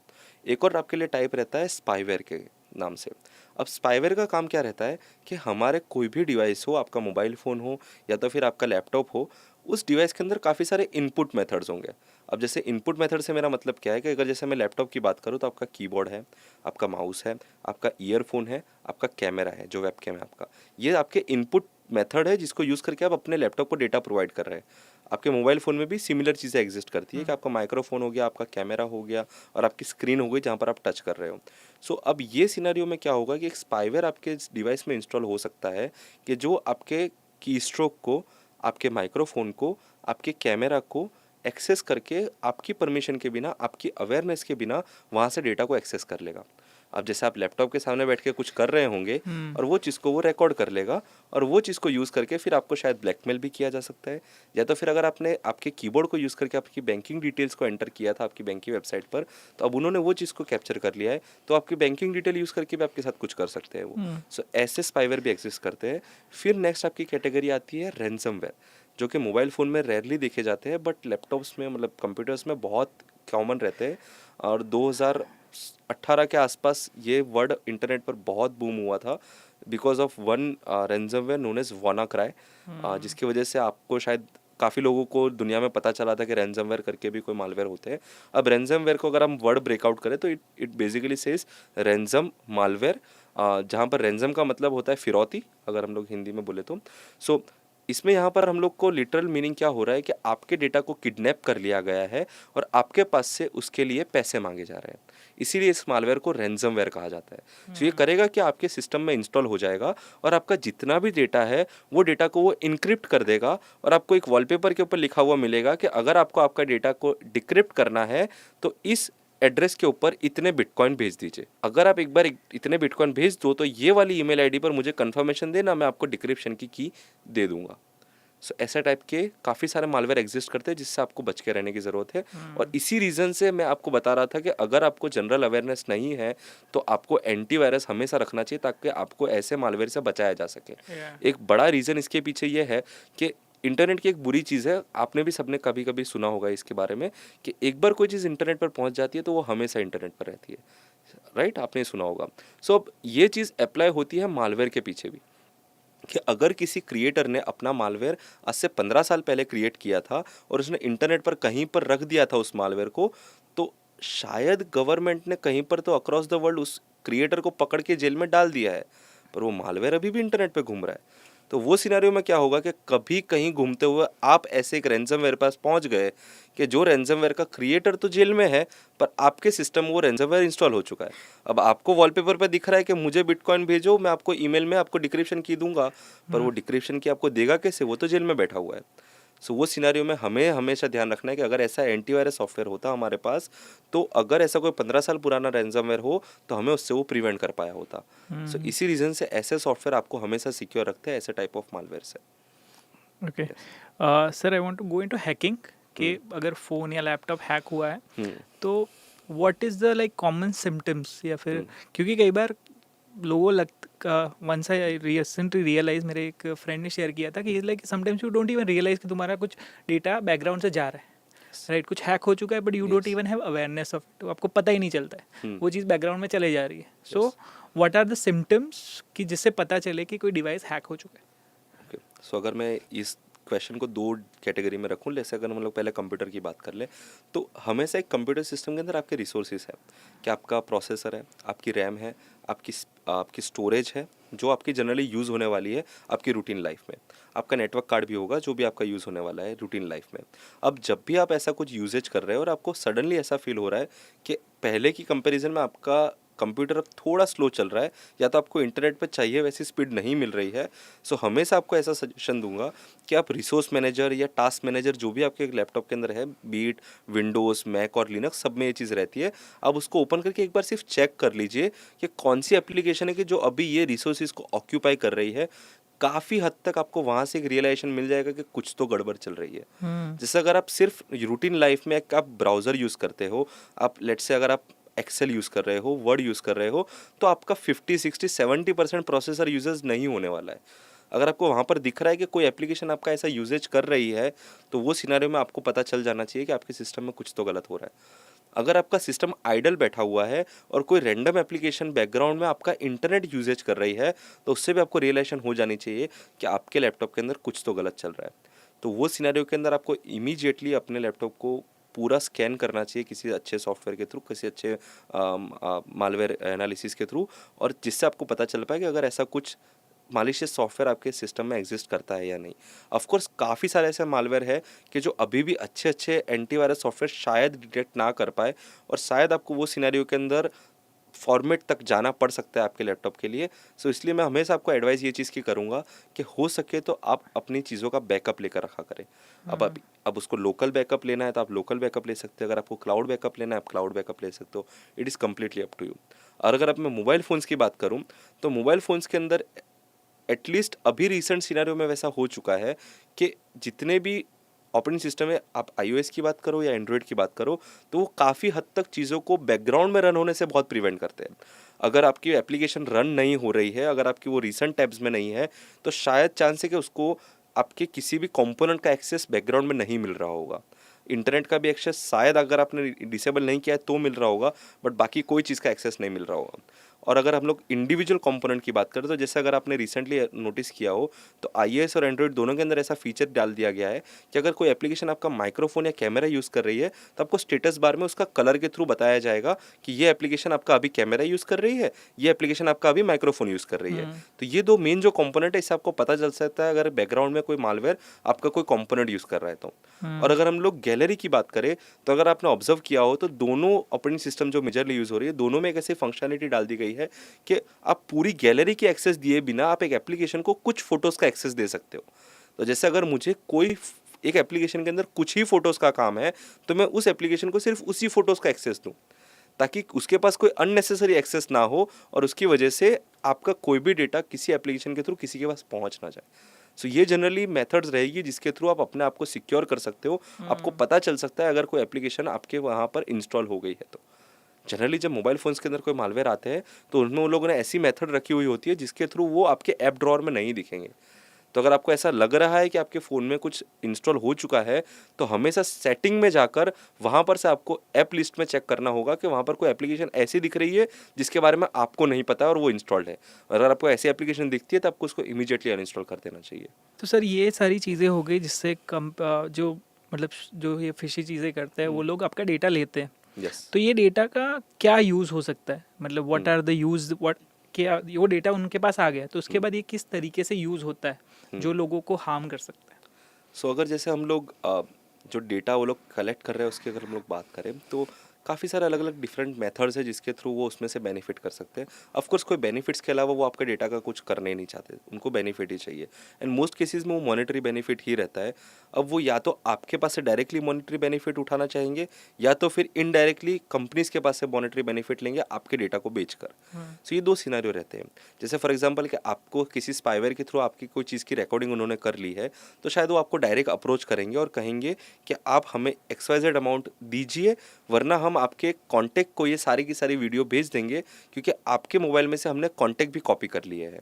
तो ये आपका एक सिनेरियो रह सकता है कि जहाँ पर एक मालवेयर आपके मोबाइल में इंस्टॉल होकर आपको ब्लैकमेल करके आपके पास से पैसे निकलवाने का ट्राई करे। सेकंड सिनेरियो रह सकता है कि वो आपको कॉन्स्टेंटली एड्स दिखा सकते हैं। जैसे काफ़ी सारे ऐसे मालवेयर एग्जिस्ट करते हैं कि जो वैसे हार्मफुल नहीं है बट आपको अनोइंग एड्स दिखा करेंगे। आपके स्टेटस बार में आपको ऐड आ रही होगी, आपको आपकी किसी और एप्लीकेशन के ऊपर पॉपअप में आपको ऐड दिखने लग जाएगी। अब आपको ऐसा लगेगा कि वो ऐड हार्मफुल नहीं है, बट वो ऐड से आपको उनको रेवेन्यू मिल रहा है बिकॉज वो ऐड आपके सिस्टम में रन हो रही है, उनके लिए वो हिट काउंट जनरेट कर रहा है। सो वो एक सिनेरियो हो सकता है। सेकंड सिनेरियो ये रह सकता है कि वो क्या कर सकते हैं, आपका जितना भी डेटा उन्होंने कलेक्ट किया है, लेट्स से अगर उन्होंने कॉन्टैक्ट कलेक्ट किया है या तो फिर गैलरी में से फोटोज़ कलेक्ट किया है या तो फिर उन्होंने आपकी डॉक्यूमेंट फाइल्स को कलेक्ट किया है, वो कंपनीज़ को वो डेटा सेल कर सकते हैं। जो कंपनीज़ आपका डेटा या तो अपने सिस्टम्स की प्रोसेसिंग के लिए यूज़ कर सकते हैं, लेट्स अगर किसी के पास AI सिस्टम है उनको उसको प्रोसेस करना है तो वो चीज़ की प्रोसेसिंग के लिए आपका डेटा यूज़ हो सकता है, या तो फिर आपका डेटा, आपके कॉन्टैक्ट्स, आपके मैसेजेस ऐसी किसी कंपनी को सेल किए जा सकते हैं जिनको एड्स के लिए आपको यूज़ करना है, ताकि उनके पास लेट्स अगर आपके फ़ोन में 500 जैसे कॉन्टैक्ट स्टोर है तो इमीडिएटली एक यूज़र को कॉम्प्रोमाइज़ करने से मुझे 500 लीड मिल चुकी है जहाँ से मैं अपना पोटेंशियल कस्टमर या तो फिर पोटेंशियल विक्टिम ढूंढ सकता हूँ। सो ये दोनों सिनेरियो रहते हैं कि जहाँ पर आपको ये सिनेरियो हार्मफुल हो सकता है डायरेक्टली या indirectly. Okay, I was reading interesting fact, I am not sure कितना सच है, बट लाइक 90% से ज़्यादा couples either they have their own intimate movement का वीडियो और like photo. Yes. So in this scenario ये भी हो सकता है कि वो फोटो और कॉन्टेक्ट दोनों का Yes. निकाल के they can share with anybody Yes. They want to. Definitely वो चीज़ बहुत कॉमन रहती है और अनफॉर्चुनेट चीज़ हमारी कंट्री में ये है कि ऐसा जब भी सिनेरियो होता है, be it with a couple और be it with an individual, तो वो कभी भी उस चीज़ को लेकर किसी के साथ शेयरिंग नहीं करते हैं। या वो अपने घर में किसी को नहीं बताएंगे, पुलिस को जाकर बताना तो बहुत दूर की बात है, अपने किसी फ्रेंड सर्कल में भी शायद नहीं बताएंगे कि मेरा मजाक उड़ेगा, किसी भी कॉन्फिडेंस वाले पर्सन को जाकर भी वो चीज़ वो नहीं बताते हैं। तो हमारे पास जो इस चीज़ को लेकर स्टेटिस्टिक्स है वो काफ़ी हद तक बहुत ब्लर्ड है, मैं ऐसा कहूँगा। द रीज़न बीइंग कि मुझे ऐसा फील होता है कि जितना ये क्राइम हो रहा है उतना रिपोर्टिंग ही हमारे पास नहीं आ रहा है कि जिसके थ्रू हमें पता चल पाए। तो वो चीज़ पर मैं ऐसा सबको एनकरेज करना चाहूँगा कि अगर आपके साथ कभी भी ये चीज़ हो रही है तो कभी भी अशेम्ड फील ना करे, थोड़ा आप एनकरेज हो जाए और जाकर एक बार एटलीस्ट कंप्लेन करे। लॉ इन्फोर्समेंट हमेशा रेडी बैठा है आपको इस चीज़ में हेल्प करने के लिए। शायद आपको वो डांटेंगे डेफिनेटली, कभी कभी कुछ डांट अच्छी भी होती है, मैं ऐसा कहूँगा। तो वो सिनेरियो में आपको थोड़ा एनकरेजमेंट दिखाना है, अपने पेरेंट्स के साथ चीज़ें शेयर करो, अपने किसी फ्रेंड के साथ, किसी ऐसे इंडिविजुअल के साथ जिसके ऊपर आप ट्रस्ट करते हो चीज़ें शेयर करो, और हो सके तो इस चीज़ों में लॉ इन्फोर्समेंट की हेल्प लो। वो केपेबल है और वो चीज़ कर सकते हैं कि आपके ऐसे किसी इंडिविजुअल को पकड़े जो आपके साथ ये चीज़ कर रहे हैं। तो ये चीज़ होती है मार्केट में और लोग ये चीज़ को काफ़ी हद तक दबा कर रखते हैं। अगर कोई उनके पास से रेंजम मांग रहा है अपने फ़ोटोज़ को डिलीट करवाने के लिए, तो वो चुपचाप कहीं से लोन लेकर, कहीं से फ्रेंड पास से पैसे लेकर पेमेंट कर देते हैं, और वो पर्सन सामने वाला हमेशा उनके पास से कंटिन्यूसली पैसे मांगता रहने वाला है, वो नहीं रुकेगा। सो वो चीज़ के अंदर आपको हमेशा ट्राई करना चाहिए कि आप जाए और लॉ इन्फोर्समेंट की हेल्प लें। ओके, तो सर आपने कैम्ब्रिज एनालिटिका के बारे में सुना होगा, उसका जो जी हाँ। स्कैंडल हुआ था। तो I want to know more in detail कि what your thoughts on it, कि जितना मुझे पता है कि उन्होंने 2016 जो यूएस इलेक्शंस हुए यस। उनको इन्फ्लुएंस किया था वो डेटा यूज़ करके, और उनके पास एक इंसान के 5,000 से ज़्यादा डेटा पॉइंट्स थे। यस मतलब कि अगर कोई हस्बैंड वाइफ है, जिस बंदे को अपनी वाइफ के बारे में जितना नहीं पता था, उन लोगों को उतना पता था। Yes right. And so I want to know, and one more interesting thing I when I know about it, because I am in marketing, तो वो मेरे इंटरेस्ट का सब्जेक्ट था। तो आई गॉट टू नो कि in India Cambridge Analytica works in India also. Yes उन्होंने एक election में भी काम करा था। Yes so I want to know कि वो किस तरीके से वो चीज़ वर्क करी थी। सो अल्टीमेटली अगर आप डिजिटल मार्केटिंग में, तो आपको ये चीज़ पता होगी कि हमेशा टारगेटेड एड्स बहुत एक इम्पॉर्टेंट एस्पेक्ट बन चुका है आजकल की लाइफ में। अब टारगेटेड एड्स है ना, हमेशा एक ऐसा रेल्म है कि जहाँ पर आप इजीली ग्रे एरिया से ब्लैक एरिया की तरफ मूव कर सकते हैं। या तो वो सिनेरियो हुआ था उस पर्टिकुलर स्कैंडल के अंदर, कि जहाँ पर जनरली ऐसा कहा जाता है कि आपको किसी को भी इन्फ्लुएंस नहीं करना है कि उन्हें किसको वोट देना चाहिए। एक इलेक्शन प्रोसेस हमेशा अनबायस्ड रहे, वहाँ तक अच्छा रहता है।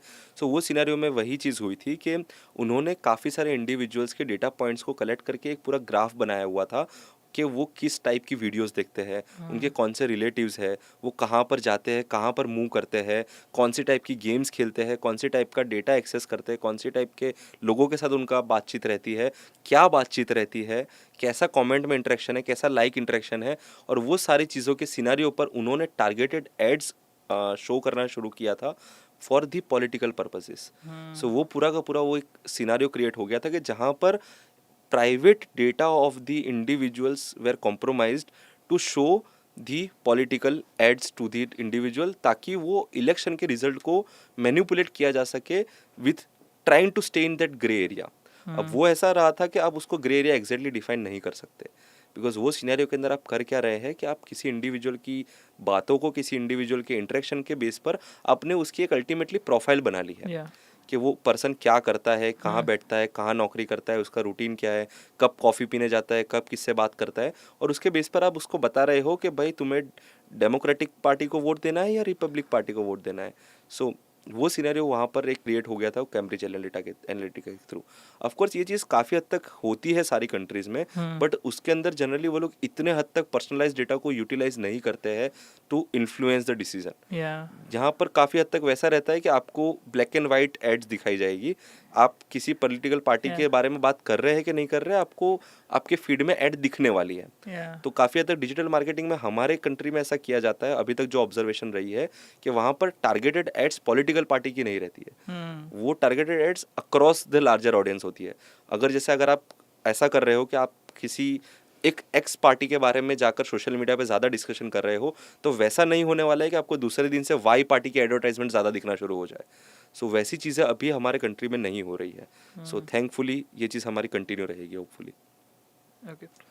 And I because I belong to the marketing field, तो काफ़ी लोगों को ये समझ भी नहीं होती कि उनका डेटा कितना यूज़फुल हो सकता है। बिकॉज ये शायद मैंने तो एक्सपीरियंस किया है, आई थिंक सबने एक्सपीरियंस किया है कि उनको लगता है किसी चीज़ के बारे में सोच रहे हैं, उसका ऐड आ गया, यस या फिर कुछ अभी कुछ बोला, तो लॉट ऑफ पीपल थिंक कि फेसबुक उनको सुन रहा है। Yes so what are your thoughts on, क्या सच में फेसबुक उनको? काफ़ी, मैं ये चीज़ का मेरे साथ ऑफन लोग आकर मुझे बोलते हैं कि उन्हें ऐसा फील होता है कि अब ये एडवर्टाइजमेंट की इंडस्ट्री जादू हो चुका है, कि उन्होंने कई I had this discussion with one of my friend last week, कि वो मुझे बता रहा था कि भाई मैंने इसके बारे में सोचा था, सिर्फ मैंने किसी से बात तक नहीं की, तो मेरे सोची हुई चीज़ की मुझे एडवर्टाइजमेंट कैसे दिखने लग गई। या सो ये चीज़ बहुत कॉमन हो चुकी है कि लोगों को ऐसा फील होता है, बट रियलिटी में वैसा नहीं है। Yeah. टारगेटेड एड्स उस तरह से काम नहीं करती है। भले आपको ऐसा लग रहा है कि आपने उसके बारे में सोचा था, but there is a good chance कि आपने जिस चीज़ के बारे में सोचा था उसके बारे में किसी के साथ तो आपने चैट की थी, या किसी के साथ तो आपने उसके बारे में इंटरेक्शन किया था। व्हेन आई से इंटरेक्शन, व्हाट आई मीन कि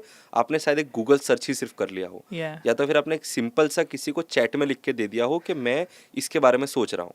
अब जैसे मेटा प्लेटफॉर्म है, तो अक्रॉस द प्लेटफॉर्म वो इंटरनली आपके डेटा को यूज़ करके आपको उस विद इन द प्लेटफॉर्म आपको एडवर्टाइजमेंट शो करने वाले हैं। या सो जैसे अगर आपका व्हाट्सएप है, इंस्टाग्राम है, फेसबुक है, तो ये 3 प्लेटफॉर्म कंबाइन होकर सिंगल एंटिटी के अंडर फॉल करते हैं। या सो वो इंडिविजुअली अगर आप देखने जाए तो वो आपको एड शो कर सकते हैं उनके प्लेटफॉर्म के ऊपर।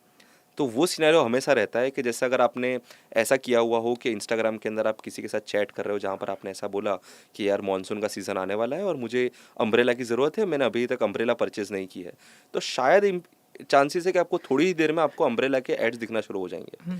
या तो फिर आपका जनरल आइडिया ऐसा रहता हो कि आपको शूज़ बहुत पसंद है लेट्स से, और आप इंस्टाग्राम पर रेगुलरली आपको स्नीकर्स की जहाँ पर रील दिखती है, स्नीकर्स के जहाँ पर फोटो दिखते हैं, Yes, तब stop. उसको लाइक करते हो, आप उसके साथ इंटरेक्शन कर रहे हो, तब उनके सिस्टम के अंदर वैसा दिखेगा कि ये इंडिविजुअल स्नीकर्स के साथ इंटरेक्शन करता है जब भी वो प्लेटफॉर्म पर आता है, तो वो आपको फिर स्नीकर्स के रिलेटेड एडवर्टाइजमेंट दिखाना शुरू कर देंगे। सो वो हमें ऐसा लगता है कि मैंने तो सिर्फ सोचा था कि मुझे स्नीकर्स पसंद है, Yeah. बट आप वो चीज़ भूल जाते हो कि कई बार आपने ऐसी चीज़ों को लाइक किया होता है। Yes. ये जो अभी एड पर्सनलाइज करने का जो प्लेटफॉर्म बन चुका है वो इतना सोफिस्टिकेटेड है कि आप लोगों को वो जादू लगने लगा है, बट वैसा कुछ नहीं है। जस्ट आप भूल जाते हो कि आपके कितने पॉइंट है कि जहाँ से वो आपके बारे में डेटा कलेक्ट कर रहे हैं। आपका लिखा हुआ टेक्स्ट सिर्फ अब आपका पॉइंट नहीं रहा है, आप किसी रील के ऊपर कितना टाइम स्पेंड करते हो वो भी एक फैक्टर बन चुका है कि वो आपको कौन से टाइप के एड्स दिखाएंगे। अगर आप रील स्क्रॉल करते हो और अगर आप फूड रिलेटेड रील पर ज़्यादा रुकते हो तो वो आपको रील तो फूड रिलेटेड ज़्यादा बताने ही वाले हैं, आपके एडवर्टाइजमेंट के रिलेटेड भी पॉइंट वो एक जनरेट कर रहे हैं कि आपको फूड रिलेटेड एड्स दिखाई जा सकती है। अगर आप कपड़ों की रील पर ज़्यादा रुक रहे हो, कपड़ों की पोस्ट ज़्यादा देख रहे हो, क्या अगर सेलिब्रिटीज़ के कपड़ों के रिलेटेड आप चीज़ें ज़्यादा देखते हो तो आपको कपड़ों की एड ज़्यादा आ सकती है। तो there are an number of points जो ये सारी वेबसाइट्स क्रिएट करती है आपके बारे में, आपके स्क्रोलिंग के बिहेवियर के बेस पर, आपके वॉच टाइम के बिहेवियर के बेस पर, आपके शेयरिंग के बिहेवियर के बेस पर, आपके कमेंट के बिहेवियर के बेस पर, आपके लाइक के बिहेवियर के बेस पर, और इसके बेस पर वो लोग अपना पूरा एक प्रोफाइल बनाते हैं आपके बारे में, जहाँ से उन्हें पता चलता है कि आपको कौन सी ऐड टारगेट की जा सकती है। और अगर उनके पॉइंट ऑफ व्यू से बात बोले तो शायद गलत भी नहीं है, वो अपने साइड से वो ट्राई कर रहे हैं हो सके उतना कस्टमर को ज़्यादा गेन करने का। और अगर वो आपको जितनी पर्सनलाइज ऐड ज़्यादा दिखा पाएंगे उनके लिए वो पोटेंशियल ज़्यादा बनेगा कि आप उस ऐड पे क्लिक करोगे। हमारे लिए दिक्कत वहाँ क्रिएट होती है कि ऐसी पर्सनलाइज ऐड अगर कोई बैड इंटेंशन वाला इंडिविजुअल यूज़ करना शुरू कर दे तो वो हमारे लिए एक बहुत रिस्की चीज़ बन जाती है। बिकॉज चलिए इंस्टाग्राम और जैसे ये रेप्यूटेड प्लेटफॉर्म्स है वहाँ पर आपको स्कैम रिलेटेड एडवर्टाइजमेंट नहीं देखने मिलेगी, पर अगर आप कोई ऐसी डॉजी वेबसाइट पर जा रहे हो कि जहाँ पर आपको साइड पैनल में आपको शूज़ की ऐड दिख रही है और आपको बोला जा रहा है कि ये अमेजोन का प्लेटफॉर्म है, अगर आप वो ओपन कर रहे हो तो आपको एक वेबसाइट पे ले जाया जा रहा है जो दिखने में काफ़ी हद तक amazon.in जैसी लग रही है, बट अगर आपने अब कितने लोग ऐसे होंगे कि जो ब्राउज़र के अंदर जब ब्राउजिंग करते हैं तो हमेशा URL पढ़ते हो कि कौन सी URL खोल रहे हैं। अगर मैंने किसी URL पे क्लिक किया और उसने मुझे नए टैब में लेके गए, आप खुद बताइए आप कितनी बार ऐसा करते हैं कि आप हमेशा URL पढ़ रहे हो कि कौन सी URL ओपन हो रही है? काफ़ी बार नहीं करते, राइट? तो वो सिनेरियो में मैंने अमेजोन की जगह पर आपको एनाजोन के ऊपर ले गया हूँ तो आपको पता कैसे चलेगा? सो वो सिनेरियो में अगर मैंने अमेजोन का एक रेप्लिका वेबसाइट बना दिया और URL थोड़ा डिफरेंट है और मैंने मैनेज कर लिया कि आपको किसी वेबसाइट पर उसकी ऐड दिखा दी, तो आपने वहाँ से जूते का ऑर्डर कर दिया कि मुझे 15,000 के जूते पसंद है, मुझे खरीदने हैं। अब आपने वहाँ से बाय नाउ कर दिया, आपने अपनी क्रेडिट कार्ड की डिटेल प्रोवाइड कर दी, मैंने वो क्रेडिट कार्ड की डिटेल ले ली, अब मैंने वो क्रेडिट कार्ड से आगे दूसरा जो मुझे काम करना था वो कर लिया मैंने। अब आपको लगेगा कि ऑर्डर प्लेस हो चुका है या तो आपको लगेगा कि ऑर्डर फेल हो चुका है, और मुझे जो काम करवाना था वो मैं करवा चुका हूँ। सो एडवर्टाइजमेंट का मार्केट जनरली इस वे में रिस्की हो चुका है अब हमारे लिए as a end user. Even Facebook की बात करें तो like I do Facebook marketing, तो मुझे पता है कि अगर आप बैक एंड में जाओ तो you can have a different link जहाँ पे लोग जाएंगे और डिस्प्ले लिंक कुछ और, मतलब यू कैन शो कि amazon.in और पीछे जो भी लिंक है you can, and there's no restriction around it कि which link you want to show, there's no verification as of now जितना मुझे पता। सर उन्होंने ये चीज़ ऐड की हुई है अभी कि वो आपका लिंक वेरीफाई करते हैं, बट मेजोरिटी केसेस में वो रहता है, और ऑन टॉप ऑफ दैट हमें हाइपर लिंक भी ऐड करने का ऑप्शन मिलता है। सो मैं क्या कर सकता हूँ कि मैंने लेट से लिख दिया google.com as a text rather than it being a link, मैंने लिख दिया google.com। अब मैं उसको हाइपर लिंक में कन्वर्ट कर दूंगा और वो हाइपर लिंक में मेरी मर्जी की लिंक डाल दूंगा मैं। तो अब आपको जब वो पोस्ट देखोगे तो आपको ब्लू कलर का अंडरलाइन किया हुआ google.com दिखेगा, आपको लगेगा ये लिंक है। आप जैसे उस पर क्लिक करोगे कोई और ही वेबसाइट खुली होगी और आपने तो क्लिक किया था google.com पे, तो आप तो चेक भी नहीं करने वाले कि आपने जो वेबसाइट खुली है वो google.com खुली है या नहीं। सो वो एक सिनेरियो बहुत रहता है। Yes and sir you said कि अगर हमने किसी से बात करी है Facebook, it could be Instagram, Facebook Messenger या फिर व्हाट्सएप, तो do you think they everybody says कि they are encrypted? Yes, but is it really encrypted कि वहाँ से सिक्योरिटी ब्रीच होना, आपके पर्सनल चैट्स किसी और के पास जाना, is it what it's, because जितना मैंने रिसर्च करा था कि if you in Instagram if you share any nude content with anybody तो that gets deleted, yes, right, that get filtered। तो filter करने के लिए they have to put a filter on it। yes, मेरी personal chat में they put the filter, तभी जाके वो निकाल सकते हैं। so if they are filtering that particular thing it means कि वो सब कुछ filter तो हो ही रहा है। सो अगर हम लोग बात करें तो व्हाट्सएप और इंस्टाग्राम का चैटिंग के रिलेटेड सिनेरियो काफ़ी अलग है।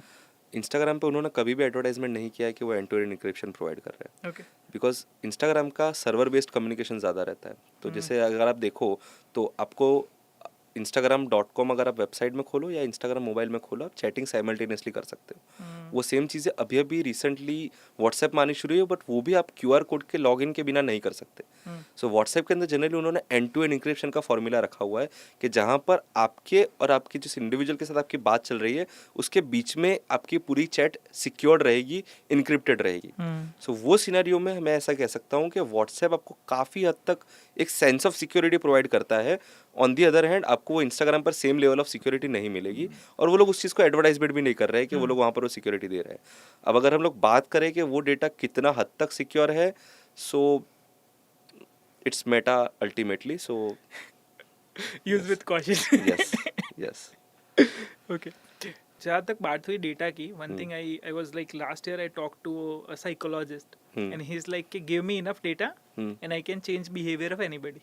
यस, कि अगर आप मुझे इनफ डेटा दे दो तो मैं किसी भी इंसान का बिहेवियर चेंज कर सकता हूँ। That I understand in marketing कि Yes. अगर हमको किसी को कुछ करना है नहीं, फिर we want to influence them in a certain way, तो अगर हमारे पास हमको पता है कि ये बंदा के थॉट प्रोसेस क्या है, what are their beliefs, what kind of content they are watching, तो it is very easy to do. Very easy. So now let's talk about more कि what are the laws about it in India, कि ये data security what is our government is doing and how strong our system is in terms of protecting it. कि जितना मेरा research था कि around 7-8 हज़ार case everyday register हो रहे हैं।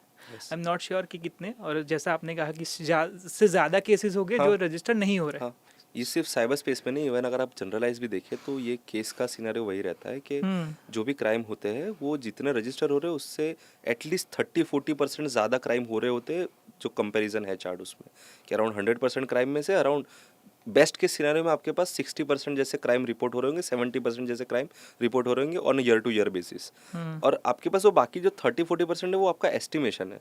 आप सच में बता भी नहीं सकते कि वो सच में 30-40% है या 80% है, बिकॉज अगर जो कोई चीज़ रिपोर्ट ही नहीं हो रही है तो आप उसका एस्टिमेशन लगा ही नहीं सकते। सो वो आपके लिए एक सिनेरियो कि डेफिनेटली वो रहता है हमारे यहाँ पर कंट्री में।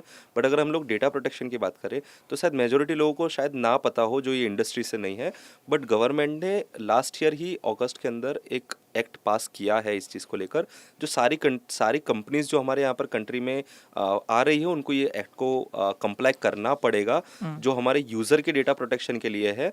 जो इस एक्ट का नाम है DPDPA, that is digital personal data protection act 2023, और हमारी गवर्नमेंट ने इसको पब्लिकली वेबसाइट पर अपलोड करके रखा हुआ है। अगर आप गूगल करेंगे DPDPA 2023 तो आपको इसकी PDF भी मिलेगी, जिसको आप डाउनलोड करके अगर पढ़ना चाहे तो पढ़ सकते हैं। जनरली अगर आप आपको इसका एक टेम्पलेट बता दूं या जिस्ट दे दूं कि इसमें क्या कहना चाहते हैं, सो यहाँ पर इन्होंने डिफाइन किया हुआ है कि किसी कंपनी को अगर किसी इंडियन सिटीजन का डेटा एक्सेस करना है, अपने पास स्टोर करना है, तो उसको वो कैसे यूज़ कर सकते हैं, किसी और के साथ अगर उनको शेयर करना है तो वो कैसे शेयर कर सकते हैं, और अगर वो कंपनी ये पॉलिसी को, ये एक्ट को कंप्लाई नहीं कर रही है तो उसका फ़ाइन क्या होगा, अगर फर्स्ट टाइम पकड़े जाते हैं तो क्या फ़ाइन होगा, सेकंड टाइम पकड़े जाते हैं तो क्या फ़ाइन होगा, और इसमें मेंशन्ड है कि अगर आपको ये एक्ट फॉलो नहीं करना है तो आप यहाँ पर बिजनेस नहीं कर सकते हो। So it is as simple as that. And generally इसके अंदर जो फाइन मेंशन किए गए हैं वो उस हद पर ही मेंशन किए गए हैं कि कोई कंपनी वो चीज़ को कंप्लाई ना करने का रिस्क लेना पसंद ही नहीं करेगी। सो इस तरह से इस एक्ट को डिसाइड किया गया है। सो अगर हम लोग यूरोपियन कंट्रीज़ की बात करें तो जहाँ पर हमारे पास GDPR करके है, जनरल डेटा प्रोटेक्शन रेगुलेशन, सो उसी का हमारा इक्विवेलेंट है DPDPA, जो हमारा कम्प्लीटली इंडियन सब कॉन्टिनेंट को ध्यान में रख के ही बना गया है। तो जितनी भी कंपनीज अभी यहाँ पर एग्जिस्ट करती है उनको as far as user data is concern उनको कंपलसरी DPDPA को कंप्लाई करना ही पड़ेगा। तो वो हमारे साइड से हमने यूज़र के लिए एक प्रोटेक्शन रखा हुआ है फ्रॉम द गवर्नमेंट साइड कि उन्हें ये एक्ट फॉलो करना है। Got it. I actually forgot what was the actual case, but I was reading about something and उसमें ऐसा कुछ था कि किसी बंदे को अरेस्ट किया गया था US के अंदर, एंड उसके फ़ोन में कुछ था जिसका police wanted that information, but Apple did not allowed to like उसका डेटा उन्होंने अलाउ नहीं किया था। So if in India let's say कि कोई बंदा कुछ क्राइम करा है and they had chat about it on WhatsApp, so and they in Android or device, I'm not going to device specific, but agar if police wants it, तो how easy for them to get it? So fortunately हमारी country के अंदर recent years के अंदर government ने digital forensics के ऊपर बहुत हैवी फोकस किया है, और जितने वर्ल्ड क्लास टूल्स एग्जिस्ट करते हैं डिजिटल फॉरेंसिक्स फील्ड के, वो उन्होंने ट्राई किया है कि मेजॉरिटी स्टेट एफएसएल्स को वो टूल से इक्विप किया जा सके। काफ़ी सारे स्टेट्स के अंदर वो चीज़ का काम शुरू भी हो चुका है, काफ़ी सारे स्टेट्स के अंदर वो चीज़ ऑपरेट करना भी शुरू हो चुकी है। सो हमारे पास CFSL एग्जिस्ट करती है, हमारे पास FSL एग्जिस्ट करती है हमारी कंट्री में। सो दोनों बॉडीज़ है कि जहाँ पर पुलिस जनरली अपने रिस्पेक्टिव स्टेट के FSL के पास जाकर अपने एविडेंसेस प्रोवाइड करके उसका इन्वेस्टिगेशन करवा सकते हैं। तो जैसे आपके पास ऐसा कोई सिनेरियो है कि जहाँ पर आपको ऐसा मोबाइल फ़ोन है जिसमें से आपको पर्टिकुलर डेटा एक्सट्रैक्ट करवाना है, तो वो FSL के पास जाकर वो चीज़ करवा सकते हैं। And unless it is a very latest phone, तो वो सिनेरियो के अंदर हमेशा हमें सक्सेस मिलती है कि जहाँ पर हमें डेटा रिकवर हो जाए। एटलीस्ट 8 आउट ऑफ 10 केसेस में हमें डेटा हम लोग एक्सट्रैक्ट कर सकते हैं उस डिवाइसेस में से। उस रिलेटेड टूल एग्जिस्ट करते हैं हमारे पास इंडिया के अंदर। Got it. एंड लेटली क्या हुआ सर कि I was watching a podcast, उस पे था कि they were talking to a detective. She was a like 60-year-old detective. She mentioned about that they hire hackers to hack. For example अगर किसी ने हायर किया है कि उसको अपनी वाइफ पे कुछ डिटेक्टिव वर्क करवाना, तो उसके देखने के बाद मुझे एड्स आना शुरू हो गया कि हैक कर if you want to get somebody hacked. So like how the prices were like very cheap, like 500 रुपये में you can get somebody Instagram hacked. Like how easy it is to hack somebody's Instagram and or somebody's WhatsApp? How easy? Because उस बंदे ने तो पूरा मेनू, पूरा list ही कर दिया, पूरा बफे था कि भाई ये भी हैक करवा लो, वो भी करवा लो. सो जनरली ऐसा रहता है कि अगर आप इंस्टाग्राम एज अ प्लेटफॉर्म की बात करें तो उसको हैक करना किसी के भी बस की बात नहीं है, इतना इजी टास्क नहीं है. बट जनरली जो ऐसे एडवर्टाइजमेंट करते हैं, जो ऐसा सर्विसेज प्रोवाइड करते हैं, मैं ऐसा कहूँगा, तो वो सारे लोग वो प्लेटफॉर्म को हैक नहीं कर रहे, वो मेटा को हैक नहीं कर रहे, वो उस पर्सन को हैक कर रहे हैं जिसको आप हैक करवाना चाहते हो. सो व्हाट इट मीन्स कि हमारे यहाँ पर एक फिशिंग करके एक टर्म है, अगर आपने कभी सुना हो. सो फिशिंग करके एक मेथड होती है हैकिंग की, जहाँ पर आप क्या करते हो, किसी इंडिविजुअल को ल्यूर करते हो और उसके पास से उसके क्रेडेंशियल चोरी कर लेते हो.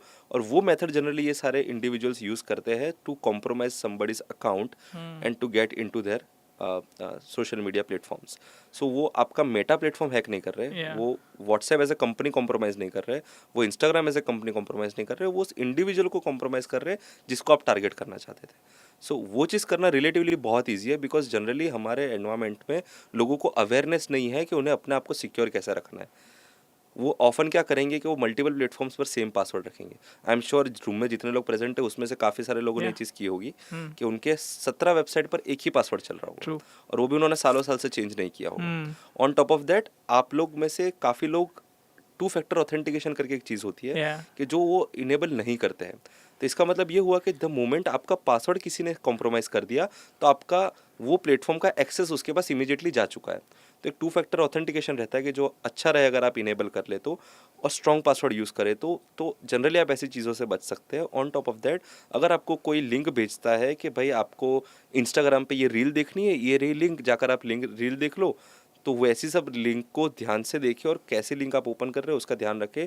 कई बार ऐसा हो सकता है कि ऐसे लिंक के थ्रू आप किसी और को अपने अकाउंट का एक्सेस देते, बिकॉज ये सारी मेथड्स बहुत इजी रहती है. अगर मैं आपको ऐसी लिंक दे दूँ कि जहाँ पर आपको मैं लॉगिन करने का बोल रहा हूँ और वो लिंक तो मैंने ही जनरेट की हुई है, और अगर आप वहाँ पर अपनी डिटेल प्रोवाइड करते हो तो मैं एक ऐसा बटन रख सकता हूँ लॉगिन में कि मैं एक्चुअल इंस्टाग्राम के ऊपर आपका आईडी और पासवर्ड डालकर आपको वो लॉगिन पेज पर रीडायरेक्ट दे दूँ, तो आपको ऐसा लगेगा कि आपका एक्चुअल इंस्टाग्राम लॉगिन हुआ है, बट बैकएंड में मेरे पास आपका ईमेल आईडी पासवर्ड आ चुका है. और वो चीज़ यूज़ करके फिर मैं आपका अकाउंट एक्सेस करूँगा और फिर मैं आपको जो भी मेरा क्लाइंट था मैं उसको बता दूंगा कि ले भाई तुझे जो अकाउंट चाहिए था वो आ चुका है. So it all boils down to कि आपका यूज़र कितना अवेयर है चीज़ों को लेकर, जो कि अनफॉर्चुनेट सिनेरियो ये है कि मेजोरिटी लोग नहीं होते हैं. बिकॉज हम लोग को ऐसा फील होता है कि अगर हमारा फ़ोन हमारे पास है, हमारा फ़ोन सिक्योर है, या तो फिर हमें कई बार ऐसा लगता है कि मैं थोड़ी कोई अंबानी हूँ, मैं थोड़ी कोई भाई मोदी हूँ कि मुझे कोई हैक कर लेगा, मेरे पास से किसी को क्या ही मिलने वाला है. और ये माइंडसेट की वजह से कई बार हम लोग खुद का गार्ड डाउन कर देते हैं, और वो गार्ड डाउन होने की वजह से कोई हमें कॉम्प्रोमाइज़ कर सकता है. सो ये सिनेरियो हमेशा रहता है कि आपका ये चीज़ का ध्यान रखना हो कि आप अगर नोबडी भी हो तो भी आपकी चीज़ें आपके लिए इम्पोर्टेंट हो सकती है, और अगर वो कॉम्प्रोमाइज़ हुई तो आप कॉम्प्रोमाइज़ हो जाओगे.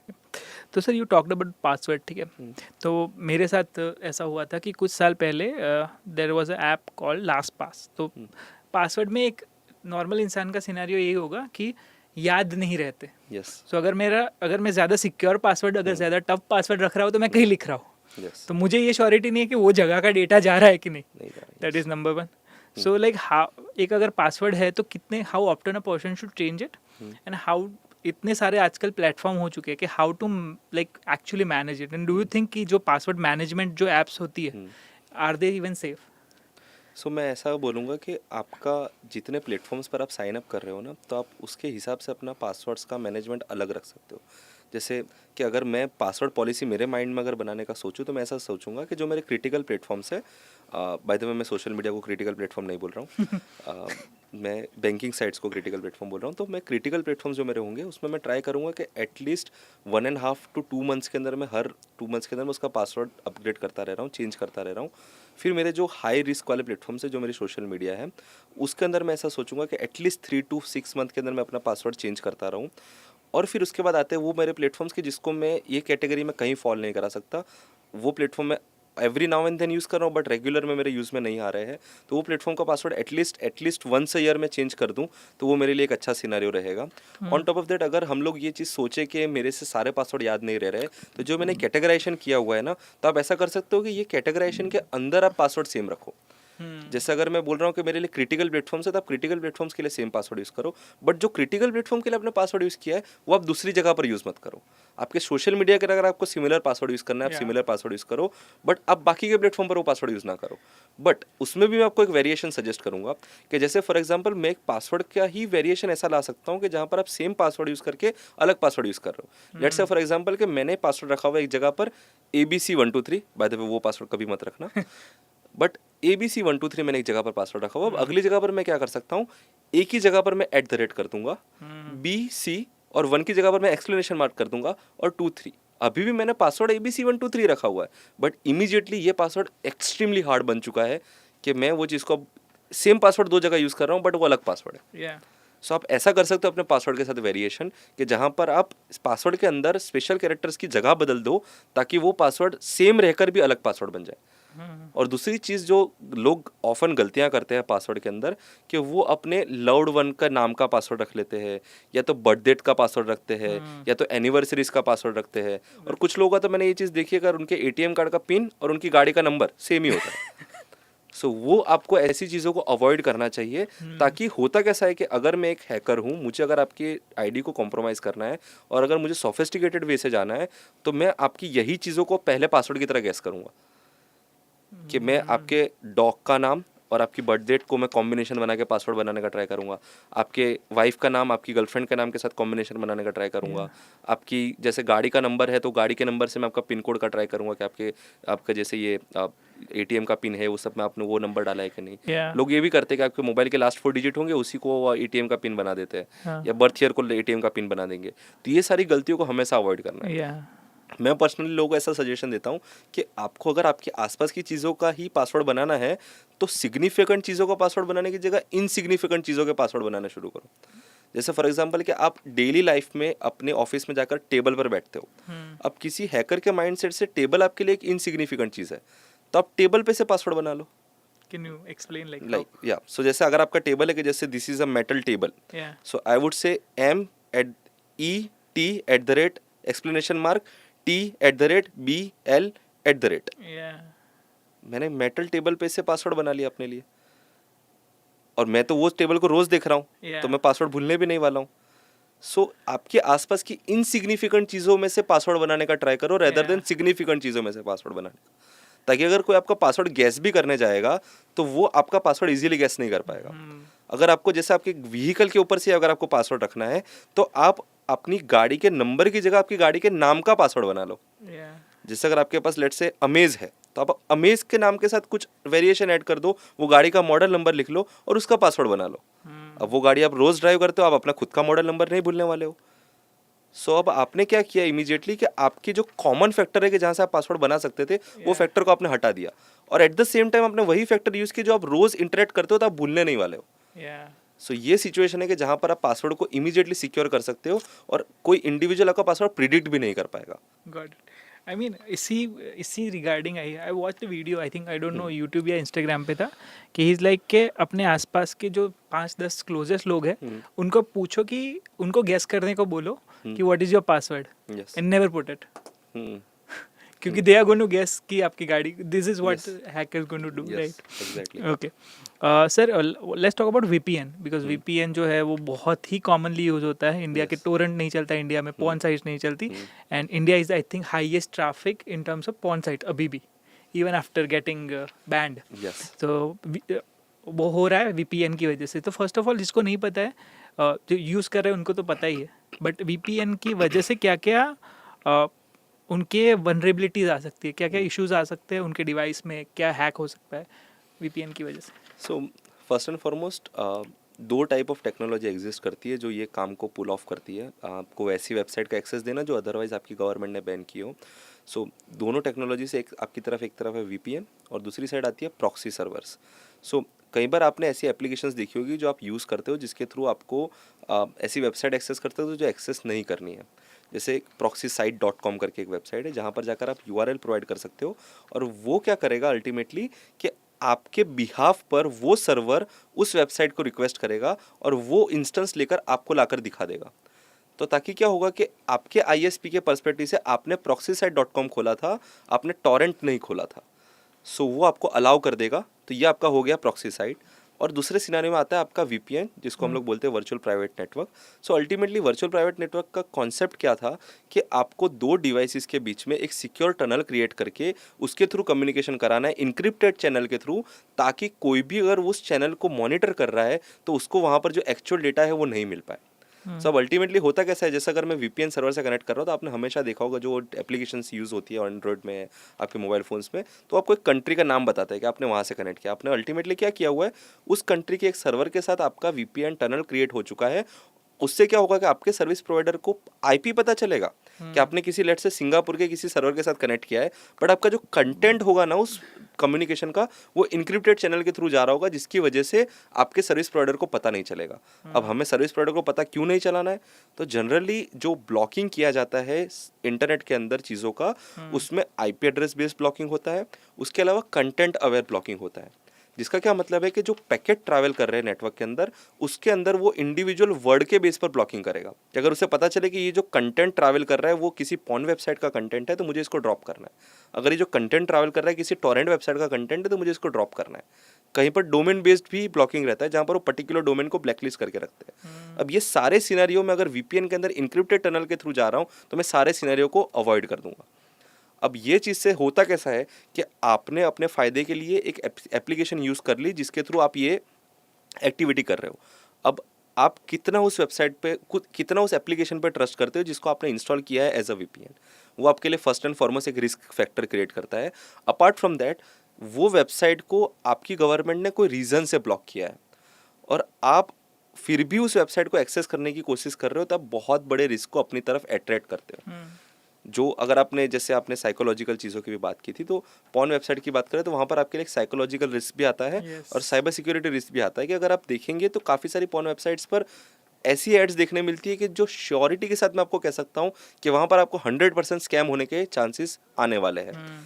और अगर मैं टॉरेंट वेबसाइट की भी बात करूं तो जैसे मैंने पहले ही बोला था क्रैक सॉफ्टवेयर्स के बारे में, तो वो भी एक सिनारियो वहाँ पर रहता है। On top of that torrent websites पर भी ऐड बहुत रहती है। तो टॉरेंट वेबसाइट पर भी जो आपको ऐड दिखेगी वहाँ पर भी जो स्कैम होने का जो चांसेस है वो बहुत हाई हो जाता है, बिकॉज वो स्कैमर्स को भी पता है कि यहाँ पर जो पर्सन आने वाला है वो ऑलरेडी अपना रास्ता छुपा छुपा कर आ रहा है, तो उसको वहाँ पर कोई ऐड दे दूंगा। तो वो टॉरेंट वेबसाइट भी जनरली अपने स्टैंडर्ड इतने हाई नहीं रखती as far as the kind of content they show there, तो वहाँ पर रिस्क के चांसेस बढ़ जाते हैं। सो मैं जनरली लोगों को ये चीज़ कहूँगा कि try to avoid going to this kind of websites. वो आपके लिए कभी भी अच्छा एंड रिजल्ट नहीं देने वाले हैं, बिकॉज शायद VPN का यूज़ करना गलत नहीं है, क्योंकि VPN को भी VPN को भी बैन नहीं किया गया है इंडिया के अंदर, बट VPN को यूज़ करने के बाद जो आप करने की कोशिश कर रहे हो वो आपके लिए बहुत हाई रिस्क क्रिएट कर देगा। तो try to avoid doing all that kind of stuff. अगर किसी क्रिएटर की चीज़ को आपको पसंद आ रहा है तो it is fine to pay them sometimes to consume whatever content they are showing. या तो फिर किसी सॉफ्टवेयर का आपका डेली लाइफ में यूजेज है तो ट्राई करिए कि आप उसका वर्जन कोई जो भी वर्जन आप अफोर्ड कर सकते हैं वो वर्जन को आप परचेज करके यूज़ कीजिए, rather than trying to go for this kind of website. Because अगर आपने ऐसा कुछ किया तो चांसेस है कि आप ही का डेटा कॉम्प्रोमाइज़ होगा, और ऑफन वो डेटा की जो वैल्यूएशन होती है वो जो आप पैसा स्पेंड करने वाले थे उससे हमेशा हाई रहने वाली है। तो अवॉइड कीजिए ऐसी सब चीज़ों को करना। तो लेटली आई मेट अ गाय कि जो बंदा सारी जो मूवीज़ थी वो टोरेंट से ही डाउनलोड करता था। One common thing I noticed कि उसमें जो मतलब ऊपर और नीचे बैनर होता है, yes, and that all is like betting website, gambling website, all the fishy things that can happen, Yes. and it can like psychologically impact you. Definitely. That's a big risk. तो sir rapid fire round शुरू करते हैं। यहाँ पे आई कुछ questions है जो commonly लोग पूछते हैं और उसका सिर्फ एक वर्ड में हमको आंसर चाहिए। तो सर एक कौन सी गलती जो लोग करते हैं पासवर्ड रखने में? सारी वेबसाइट पर सेम पासवर्ड रखना। ओके, कैसा कौन सा मिथ है, कौन सी गलतफहमियां हैं साइबर सिक्योरिटी के बारे में जो आपने देखी हो सबसे कॉमन? कि एक साइबर सिक्योरिटी प्रोफेशनल हमेशा आपको फेसबुक और इंस्टाग्राम हैक करके देगा। ओके, एक ऐसा टूल जो हर इंसान को अपने फ़ोन के अंदर रखना चाहिए? अगर मैं बात करूँ कोई भी टाइप का एंटीवायरस टूल, या तो फिर आप गवर्नमेंट की दी हुई टूल्स भी है, जैसे ट्राई की तरफ से कॉल ब्लॉकिंग का टूल है, this is TRAI only name it, and M Kavach भी है जो आप रख सकते हो। अगर आपको थर्ड पार्टी एंटीवायरस टूल नहीं रखने तो आप ये वाले टूल भी रख सकते हो। Okay, that is government approve. Yes. Okay, किसी इंसान को कितने फ्रीक्वेंसी में अपने पासवर्ड को चेंज करना चाहिए? Ideally 3 to 6 months। Public wifi हमेशा रिस्की होता है यूज़ करने के लिए। ट्रू। अगर आप पे कोई साइबर अटैक हुआ है तो अपने आप को प्रोटेक्ट करने के लिए what is the first thing a person should do? Cut off the connection with the network Okay. Would be the very first thing आप कर इंटरनेट। सकते हो। जैसे अगर आपका इंटरनेट के थ्रू अटैक आ रहा है, आपको पता चला है, तो सबसे पहले आपको वो अटैक को रोकना है, उसके बाद इन्वेस्टिगेशन स्टार्ट हो सकती है generally. So I would say कि पहला स्टेप ये होगा आपका कि आपको उस चीज़ को प्रिवेंट करना है, स्टॉप करना है, then you can proceed with other plans. Okay, name a surprising place hackers might target people. कि ऐसा कौन सी जगह है जहाँ पे लोगों को restaurants, cafes. Like how? So you go there, like for example if you talk about McDonald's, तो they provide you free wifi. अगर आप वहाँ जाते हैं तो आपको मुफ्त में आधे घंटे के लिए वाईफाई मिलता है। या तो अगर मुझे अगर किसी को अटैक करना है या मुझे ऐसा जनरल अटैक करना है, तो मैं वहाँ पर जाकर बैठ जाऊँगा और मैं वो वाईफाई को कनेक्ट कर लूँगा। तो जितने भी लोग वो वाईफाई से कनेक्ट कर रहे हैं वो मेरे लिए एक पोटेंशियल विक्टिम बन सकते हैं। ओके, वो कौन से साइंस है जिससे लोग जज कर पाए कि उस वेबसाइट से कुछ खरीदना या फिर अपनी क्रेडिट कार्ड या डेबिट कार्ड डिटेल डालना सेफ है? रेप्यूटेड वेबसाइट्स पर आप जाए तो अच्छा रहेगा, जिनका ओवर द ईयर्स काफ़ी रेप्यूटेशन रहा है। ऑन टॉप ऑफ दैट, अगर वो वेबसाइट के ऊपर आपको ऐसा दिख रहा है कि वो कोई स्कैरसिटी की टैक्टिक्स ट्राई कर रहे हैं, सो हमेशा अवॉइड करें। और हमेशा एक अपसेलिंग करके एक कॉन्सेप्ट रहता है कि जिसमें आप देखेंगे तो आप एक वेबसाइट पर जाएंगे तो वो बोलेंगे कि आप सिंगल आइटम लेंगे तो इतने में होगा, अगर आप 3 आइटम लेंगे तो इतने में होगा, या फिर अगर आप नेक्स्ट दबाते हो, ऐड टू कार्ट करते हो, तो फिर से आपको कुछ और सेल करने का ट्राई करते हैं। सो अपसेलिंग जहाँ पर हो रहा है तो वो एक अवॉइड करने वाली चीज़ें रहती है। ओके, अगर आप एक ऑनलाइन बिहेवियर लोगों का एलिमिनेट कर पाए तो वो कौन सा होगा? आई वुड से कि वो इजीली किसी के भी साथ सोशल मीडिया पर इंटरेक्ट करना। एनी हैबिट्स जो लोग अपनी लाइफ में इनकॉर्पोरेट कर पाए जिसकी वजह से वो सेफ और बन पाए? सो आई वुड से कि एनीथिंग एंड एवरीथिंग जो वो लोग इंटरनेट पर देखते हैं उसको फेस वैल्यू पर लेना बंद करे तो वो एक उनके लिए एक सेफ एनवायरनमेंट होगा। And be cautious of everything that they see on the internet, वो एक बहुत अच्छा मेथड रह सकता है। ओके, व्हाट अगर कोई एक ऐप जो आपको लोगों को बतानी है कि ये ऐप उनको अनइंस्टॉल कर देनी चाहिए अपने फ़ोन से, तो what it will be? I don't really have any one app I would want, but any may be category? Instagram. Okay, या from a security point of view? From security point of view I would say कि ऐसी कोई भी application अगर आपने कभी भी कोई क्रैक एप्लीकेशन इंस्टॉल की हुई है तो वो आप अपने फ़ोन से इमीडिएटली अनइंस्टॉल कर दीजिए। बिकॉज आप नहीं ट्रस्ट कर सकते कि किसी थर्ड पार्टी डेवलपर ने उस एप्लीकेशन को क्रैक करने के अलावा उसमें क्या कुछ और ऐड किया होगा। जैसे काफ़ी सारे लोगों को व्हाट्सएप का मोडेड वर्जन यूज़ करने की हैबिट होती है। सो अवॉइड कीजिए ऐसे मोडेड वर्जन, ऐसे क्रैक वर्जन को अपने फ़ोन में इंस्टॉल रखना। अगर है तो आप इमीडिएटली अनइंस्टॉल कर दीजिए। Okay, as a cyber security expert आपके डिवाइसेस बिहेवियर में और एक नॉर्मल बिहेवियर में क्या चेंज होता है? What is the difference? So generally वैसा रहता है कि मैं कभी भी ऑनलाइन हूँ या तो मैं कभी भी कोई भी सॉफ्टवेयर या कोई भी एप्लीकेशन यूज़ कर रहा हूँ, सो मैं हमेशा उसकी हर बिहेवियर का कॉशियस रहता हूँ कि जैसे अगर मैं इंटरेक्ट कर रहा हूँ इसके साथ तो उसमें उसका उसके एंड सर मुझे क्या रिस्पॉन्स मिल रहा है। जैसे अगर आप, मैं एक ब्राउजिंग का ही एग्जांपल दूँ तो जैसे अगर आप वेब ब्राउजिंग कर रहे हैं तो मेरी ऑफर अब एक हैबिट बन चुकी है कि मैं टॉप लेफ्ट में यूआरएल देखता रहता हूँ, और जब भी आप किसी यूआरएल से इंटरेक्ट करते हैं तो हर ब्राउज़र के अंदर बॉटम लेफ्ट के अंदर आपको उस यूआरएल का रिडायरेक्शन क्या क्या हो रहा है वो आपको दिखता है। तो मेरा एक जनरल बिहेवियर ये बन चुका है कि मेरा ऑफन उस चीज़ पर ऑब्जर्वेशन रहता है कि ये मुझे कहाँ कहाँ पर लेकर जा रहा है। सो जनरली मुझे ऐसा फील होता है कि वो नॉर्मल यूजर्स ये चीज़ नहीं करते हैं। ओके, ये सबसे बड़ी प्रॉब्लम है व्हाट कि most parents are not aware, ठीक है। तो वो कौन सी चीज़, एक या दो चीज़ें पेरेंट्स को करनी चाहिए अपने बच्चों को सिक्योर करने के लिए, क्योंकि हर टाइप का content they are consuming. So parental lock काफ़ी हद तक अब एंड्रॉयड और iOS दोनों में आना लगा है, कि जहाँ पर आप क्या कर सकते हो कि अपने किड्स है उनके फ़ोन के अंदर आप लिमिटेशंस कर सकते हो कि वो कितने हद तक किसी एप्लीकेशन को यूज़ कर सकते हैं।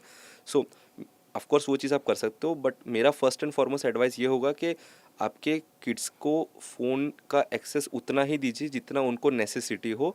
पर्सनल डिवाइस वहाँ तक मत दीजिए जहाँ तक वो अटमोस्ट नेसेसिटी ना बन जाए। तो वो चीज़ आपके लिए बेस्ट केस सिनारियो होगा कि आप वहाँ पर ही अवॉइड कर सकते हो कि उनके ऊपर कोई रिस्क आए। अपार्ट फ्रॉम दैट आप हर एप्लीकेशन का यूजेज लिमिट कर सकते हो, जिसके बाद जनरली वो फ़ोन क्या करता है कि आपको एज अ पेरेंट आपको एक पासवर्ड डालना पड़ेगा तो ही वो एप्लीकेशन ओपन होगा, वरना नहीं होगा। सो एक अच्छी एडवाइस रहेगी। ओके, क्या सोशल मीडिया जितने भी प्लेटफॉर्म्स है are they doing enough to protect the privacy of the people? No. Should the government have access, मतलब गवर्नमेंट को एक्सेस होना चाहिए हमारे पर्सनल डेटा का in the name of security? अभी सिनारियो जो है मार्केट में, आई वुड से कि वो एप्ट सिनारियो है, जहाँ पर हम लोग केस बाय केस बेसिस पर अगर रिक्वायरमेंट है तो हम लोग वारंट के थ्रू प्रॉपर प्रोसीजर फॉलो करके डेटा का एक्सेस लेते हैं। सो आई वुड से कि that is a good enough scenario जो हमारे अभी चल रहा है। Active monitoring I believe should not be needed to catch criminals, so no. Okay, any top websites that people can know, जहाँ से उनको पता चले कि उनका ईमेल या उनका फ़ोन नंबर हैक कभी भी हुआ था? Okay, so there is one website haveibeenpawned.com। आप ये गूगल भी कर सकते हैं, Yeah. And I would suggest कि आप डिस्क्रिप्शन में भी रख Yeah. दीजिएगा तो वो एक्सेस कर पाए। So have I been pwned is a good website, जिसका अल्टीमेटली टास्क क्या है कि उन्होंने क्या किया हुआ है कि in last many years all the data breach that took place, तो उन्होंने वो सारे डेटा ब्रीचेस का एक क्यूमुलेटिव डेटा बनाकर अपने पास रखा हुआ है। Not the data but the entries of the field, कि जैसे कौन सा डेटा ब्रीच उसमें हुआ था। तो आप अपनी ईमेल आईडी अगर वहाँ पर प्रोवाइड करेंगे तो वो आपको बता सकते हैं कि कौन से डेटा ब्रीच में आपका डेटा गया था और कौन से टाइप का डेटा आपका लीक हुआ है, तो जिससे आपको पता चल सके। जैसे अगर आपका, जैसे फॉर एग्जांपल कोई लेट्स से जोमेटो का फॉर एग्जांपल डेटा ब्रीच हुआ और आपका एड्रेस वहाँ पर लीक हो चुका है, तो एटलीस्ट आपको अवेयरनेस रहेगी कि ये चीज़ हुई है, ताकि नेक्स्ट टाइम कुछ एड्रेस रिलेटेड कुछ स्कैम आपके साथ होने की कोशिश हो तो आपको अवेयरनेस रहे कि भाई मेरा डेटा ऑलरेडी बाहर था जिसकी वजह से स्कैम मेरे साथ होने वाला है, तो आप उस चीज़ से अपने आप को बचा पाए। या तो फिर अगर आपका पासवर्ड लीक हुआ है तो आप इमीडिएटली वो प्लेटफॉर्म का पासवर्ड भी चेंज कर सकते हैं। सो वो वे में आपको ये वेबसाइट काफ़ी हेल्पफुल हो सकती है। Okay, it's great sir. I mean there is a lot to talk, but हमारे पास जो Definitely. टाइम लिमिटेशंस है, so it's great talking to you. काफ़ी इंटरेस्टिंग चीज़ें समझने को मिली एंड वेरी थैंकफुल कि आपने ये टाइम निकाला। एंड आई होप आप लोगों ने भी ये पॉडकास्ट इन्जॉय किया होगा। If you can see I have like 7 और 8 पेजेस, तो इफ़ यू वांट अस कि हम फिर से पॉडकास्ट करें सर के साथ, तो just type in the comments and let me know कि आपको क्या क्या क्वेश्चंस है जो हम अगली बार कवर कर सकें।